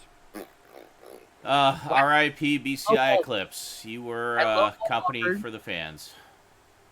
One of the people up there with $50, this up to $50. I just lowballed off for $20, and they took it. Yeah. So, just a heads up, you could probably lowball for it. They might have been sitting on it for a while when nobody was buying. And they have multiple copies. Yeah. So, and I did the math. It was going to cost, if I had to pay $50 for it, this is actually still cheaper than buying each of the individual 2-packs. So, I'm sending the 1 2-pack to Owen, and I'm keeping this. Nice. The only problem I have is that has double-sided discs, and the 2-packs has single-sided discs. Only problem with it. Ah, gotcha. And I just had $5 in a depression to cure, so I bought this $5. This is way out of print also. Oh, okay. They're your 4 film favorites. Yes, from Warner Brothers. Now, you can find these as a double pack. You can find these 2 and these 2, or is it these 2 and these 2? Anyway, 2 of them at a time, and it's twice as much as finding this from eBay for $5. So, yeah. Oh, okay. And, I've got the Warner Brothers versions because obviously they're probably the better prints. The official, from the official prints, yeah. Filling gaps in my collection, Japanese cinema collection, the Delinquent Girl Boss films that I didn't have previously. Nice. Specifically, Delinquent Girl Bosses. Yeah, Delinquent Girl Boss, Blossoming Night Dreams, and Delinquent Girl Boss Revenge Sukeban. I have the other film that's in the series is in my Peaky Violence collection from Panic House. It's a collection of 4 movies that are unrelated from each other. One movie in that collection, and these 2 movies, and the other movie in the collection, I guess, never been released. So, now they bought this Arrow Well Announced box set, so that's why I bought it. It's sacrificing $5 for everybody, for the good of the people. Johnny Sacco and his flying robot was put out by Shell Factory a few years ago. Worms. It's a series from the 70s. I have that. Yeah. I have that on the shelf, actually. The only one I don't have that I need Ultra 7 from that series. They had 3 of them. They had Johnny Sacco, Ultra Q, and Ultra 7. They all came out. That was the first Sentai they put out, or Tokusatsu, I mean. Yeah. All right, so I continue on the Anteater series. Is the last one I can find for $3 brand new. Yeah. Of course, I want these slip covers. Wow, I like that slip cover, yeah. Yeah, the artwork is, I don't know. I have a problem. Whatever, you guys. Marvel. Captain Marvel with only the bumpy title. So get the 4K if you want the bumpy Captain Marvel. Yeah, really. Middle Creek finally dropped these $6, which is 6 and some change, which is what they should be. I'm waiting for the other 2 to release and then drop to this price. I'll be continuing picking those up as they go below $10. Because I get it. $11 is not a lot of money, but I'm poor, and when I know they're gonna get them cheaper, I'm gonna wait. Can relate. And there's nothing wrong with saving money. I found out that Dr. Terror's House of Horrors is out of print. I bought the last shit, that's right. I need to get that. Okay. I bought the last one that was on eBay for $12. I can get it on Amazon for about the same price. So I mean, yeah. But I mean, thanks for reminding me. I need to get that. This is when you're gonna use these. People usually throw these away. So just hey, cool to have the insert. Yeah. Yep. And then I fell in love with this label from Nikatsu called Sushi Typhoon, and they have ridiculous titles like what was it? Like Zombie Ass or some shit. Like there's like a bunch of weird fucking titles. Yakuza Weapon, Machine Girl, Tokyo Gore, like all these kind of Tokyo Gore Police, all these kind of movies. I got Karate Robot Zaborgar. Nice. It's part robot, part karate or part motorcycle, part karate expert, all robot. Mm-hmm. I mean, look at this shit. Yes. I'm fucking just to interject quickly, Thundar the Barbarian is actually not difficult to find. It is available through Warner Archive on Amazon. I have it. You got a new release. Yeah. With that new ugly frame, but it's still there. Got a new release. It's like it's out of print. The old one is, yeah. Okay. Yeah, so it's probably getting re-released. They've actually started to put a lot of the old Warner stuff on Blu-ray. So hopefully, I would love a Blu-ray of Thundar. Holy shit, I'd be all over that. They used to come in those plastic slip boxes, the cardboard. Those have been that long on print. Those were store releases, but the Warner Archive ones were just in regular keep cases on DVDRs. Yeah, I've got a bunch of them. I think they don't do DVDRs anymore. I think they're doing silvers now, which are slightly better. They are better. They last longer. Yes. They'll last longer than the one I have left in my life, which is all I want. Rip all your DVDRs. If you have any Warner Archive stuff on DVDR, rip them to the computer to save them, because they may not last very long. So. All right, finally we're to the sales and all the weird, like now we get to the weird cinema. I know. That was the normal cinema, folks. That was all stuff. You don't know like, Skinslip. There was a Severin sale, and we're gonna talk about that stuff first. Yay, Severin. I got this for Psychotron Coast to Coast. It's this is basically a shot-on-video ripoff of Nightmare on Elm Street with a killer who's like killing people in their dreams and shit. Cool. But apparently it's wacky and weird, so I'm looking forward to that. Nice. That's what I'd be interested to check out. Next, I got Zombie 3, which is a Lucio Fulci film. Yes. Beyond Ridiculous. Yep. How to get that? It's really just a sequel in name only to Zombie 2. And it's also half a Bruno Mattei film. There was a lot of zombie sequels that were sequels in name only. Lucio Fulci fell ill about, actually, I think it was like a third of the way through this movie. And so Bruno Mattei and Claudio Fragasso, two of my favorite cheese directors, finished this movie. This is one of the few horror movies I tried to watch with my dad before he told me to shut it off because it's fucking terrible. And all about all the greatest best ways. I was laughing and he was like, he didn't get it. Next we got Zombie 4 because I had to get both of them. There you go. Speaking of which, Claudio yeah. Progresso. Next we got Joe D'Amato's Anthropophagus because I have I've both. heard of that one. It's very famous because, Yeah. as you can tell by the cover, he's eating a fetus. Oh, okay. Well, that's one I'll probably never watch then. It's really fake looking. You'll be all right. Yeah. Okay. It's just fake gore. It's like it's not. So anyway, so I bought this because I've had both sequels, which are Anthropophagus 2000 and Absurd, also known as Monster Hunter. I've had both those sequels for a while now, and I've been waiting for the U.S. release of this, and then like it came out, and I was been broke, and I finally had money, and then I was like, oh, there's a sale coming. I'm gonna wait for the sale. Here we are. Long story short. All right. Upgraded my copy of Eaten Alive, Eaten Mangia Alive. Body PV, not the Toby Hooper film. To this, I didn't even show the slipcover, so it was underneath the slipcover. I upgraded my copy Oh, of the Escape slipcover's a little too risque. under the slipcover, yeah. Yeah. And I upgraded my Escape 2000 with this copy of Turkey Shoot, which is the alternate title. Oh, okay. Yeah. Great film. This is like the prison camp on in the dystopian future type movie, but there's also a dash of women in prison. Mm-hmm. There's also a dash of the most dangerous game when they escape and they're being hunted. So it's kind of cool. Well, it sounds like cool. fun. Good little exploitation classic. I'd be down for that. Yeah. And we got The Devil's Reign, which is about I think it's Ernest Borgnine. Yeah, Ernest Borgnine's a Satan worshiper. Nice. See, throwing the horns up, baby. Excellent. So yeah, I don't know anything about it, but they tell me. Okay, so my friend says. So any relation to was that other one where he was a Satan worshiper? Or no, he was a religious cult leader. It was fuck, I have it. What the hell was that called? I don't know.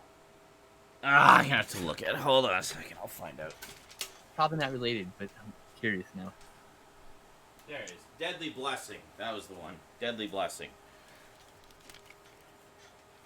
No, I don't think there's any relation to those. Other Okay. Than thematic. I don't have Deadly Blessing either. I need that. It's one. funny because Ernest Borgnine's always seen as playing these nice guy characters, so seeing him as like a religious cult leader, crazy villain is quite an interesting turn. I enjoyed Deadly Blessing actually. A lot of people didn't, but I liked it. I hear this movie is quite okay, mediocre, but I'm told the last 15 minutes is the most batshit insane thing I'll ever see ever. Okay. And that comes from the store, so I'm like, all right, I'm sold. Whatever. That's the kind of thing I'm in for. Hey, I mean, you don't go into that expecting high art. You go into that for Ernest Borgnine as a devil worshiper. And apparently, I'm like envisioning like Satan breaking out of the ground and eating people or some crazy shit. I'm expecting something I can't imagine because it's gonna be something I'm not expecting. I'm sure. Yeah. All right. I got Lucio Fulci's Devil's Honey, which I hear is a lot of sex and jazz. I haven't seen it. Sounds good. It sounds like good authority. It's a good movie. And underappreciated Fulci, and I had to own it because of Fulci. That is like such a VHS cover you'd find at 7-Eleven cover I know. there too. Like it's great. Here's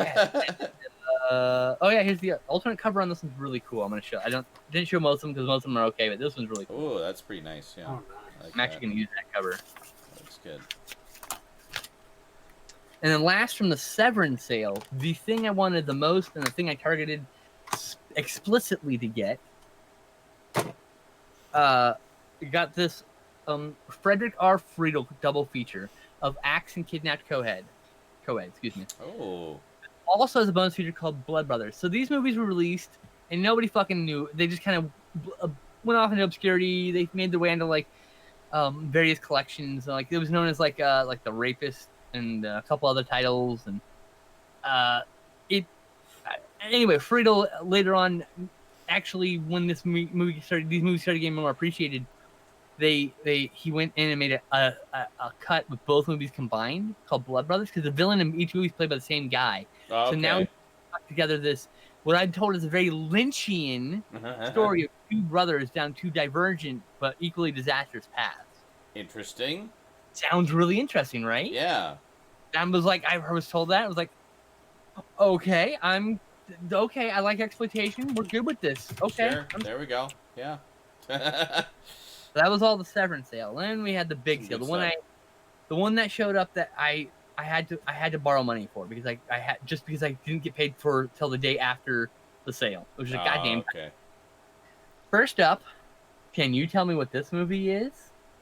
Ice Cream Man. Yeah.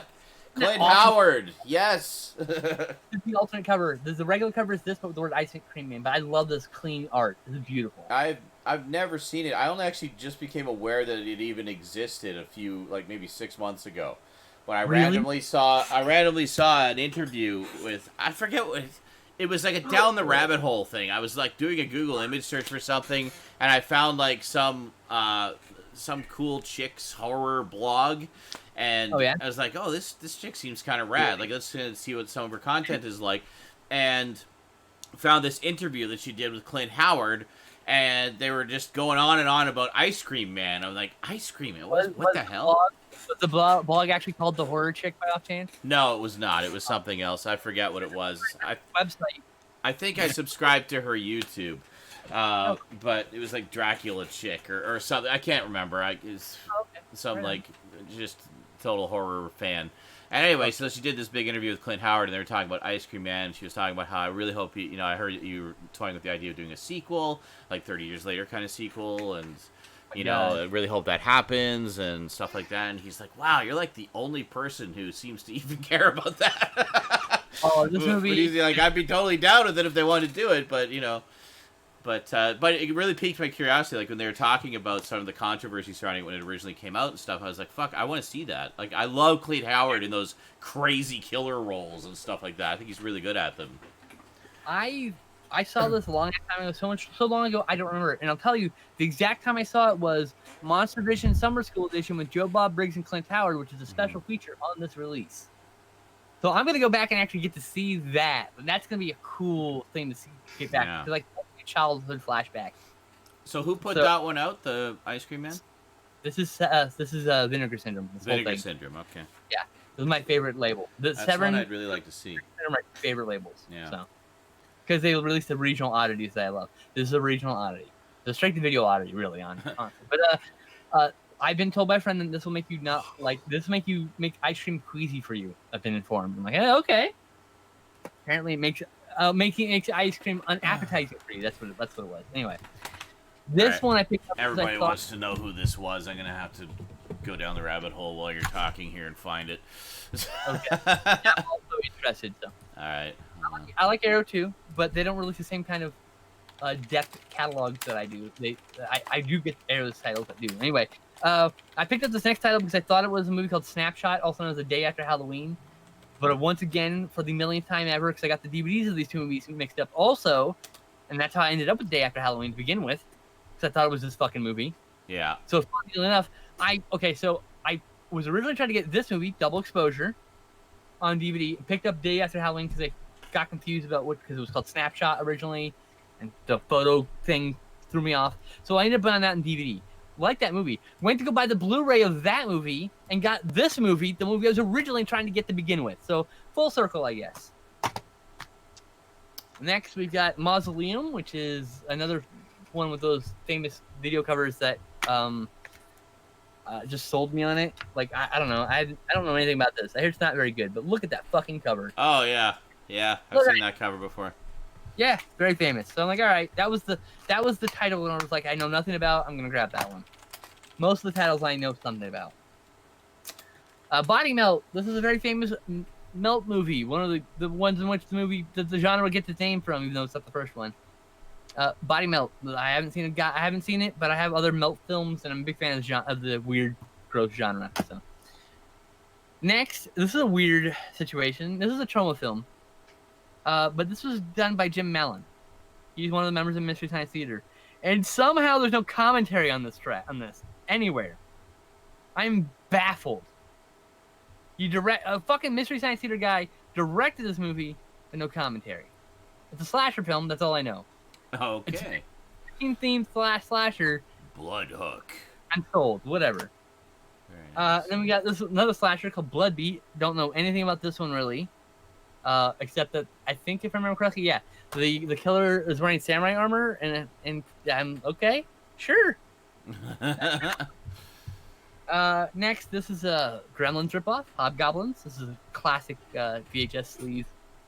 I'm looking forward to revisiting this. I'm probably going to do some Selectronic Coast to Coast. Next, I saw this for the first time a couple weeks ago on the Last Drive-In with Joe Bob Briggs on Shudder. You should be a Shudder member to watch that. Anyway, fell in love with this movie. This movie, that Demon One's so fucking good. It is so ridiculous and so just offbeat. All right, we're second to last one, guys. I got this because Roberta Findlay's films are woefully underrepresented on home video in general.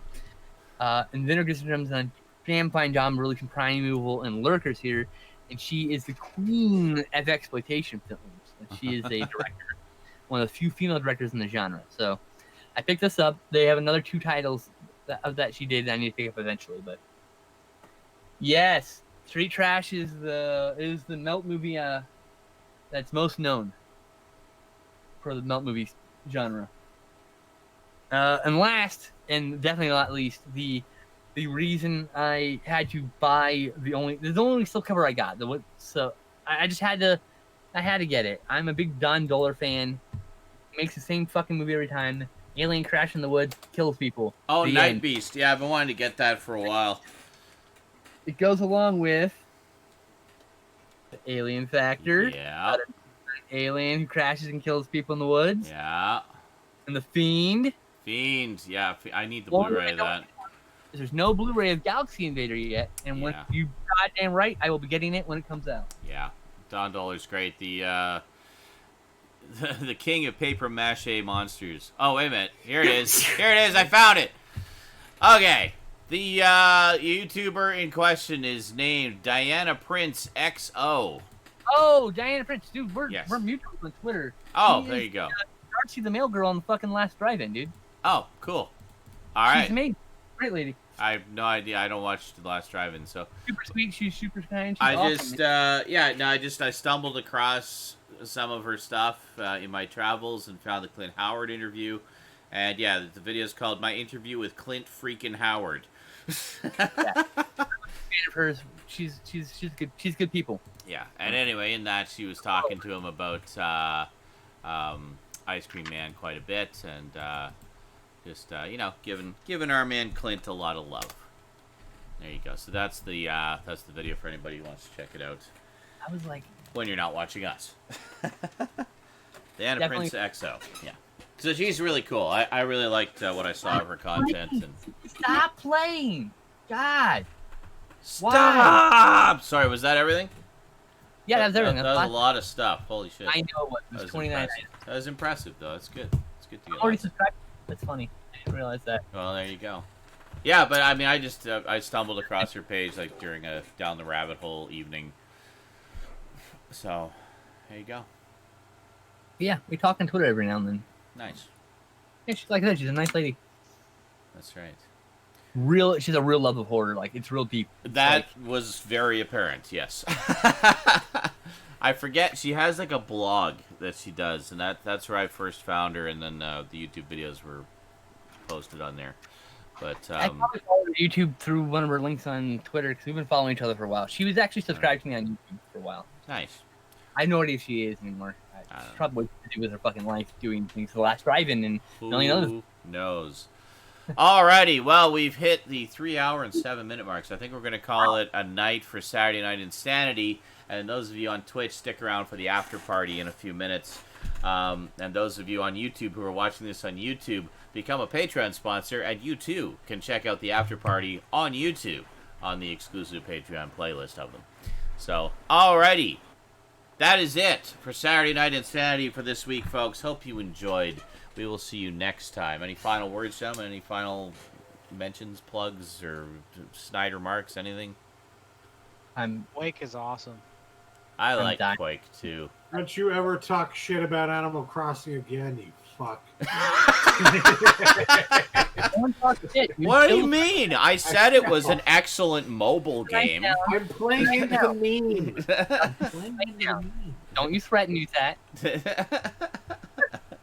Don't you threaten me with your mobile game love. They make one mobile game. One. And it's called Animal Crossing. All Animal Crossing. Oh boy. All righty, we'll see you next week, folks. Take care, and thanks for watching. Sayonara. Peace. Yeah. So unprepared. Where's the mixer? There it is.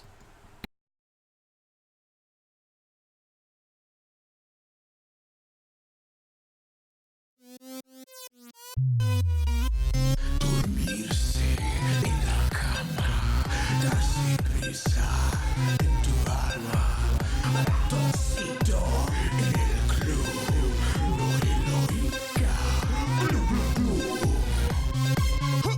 Kung Pao O'Malley, ratoncito le gusta danza cuando estudio en la escuela. Pajarita se cubre botín cuando visita a su abuela. Si necesita una amiga, debe hablar con ratoncito. Si quiere ser mi amante, debe ser alta y delgadita. Lunes, martes, ratones, pez. Miércoles, jueves.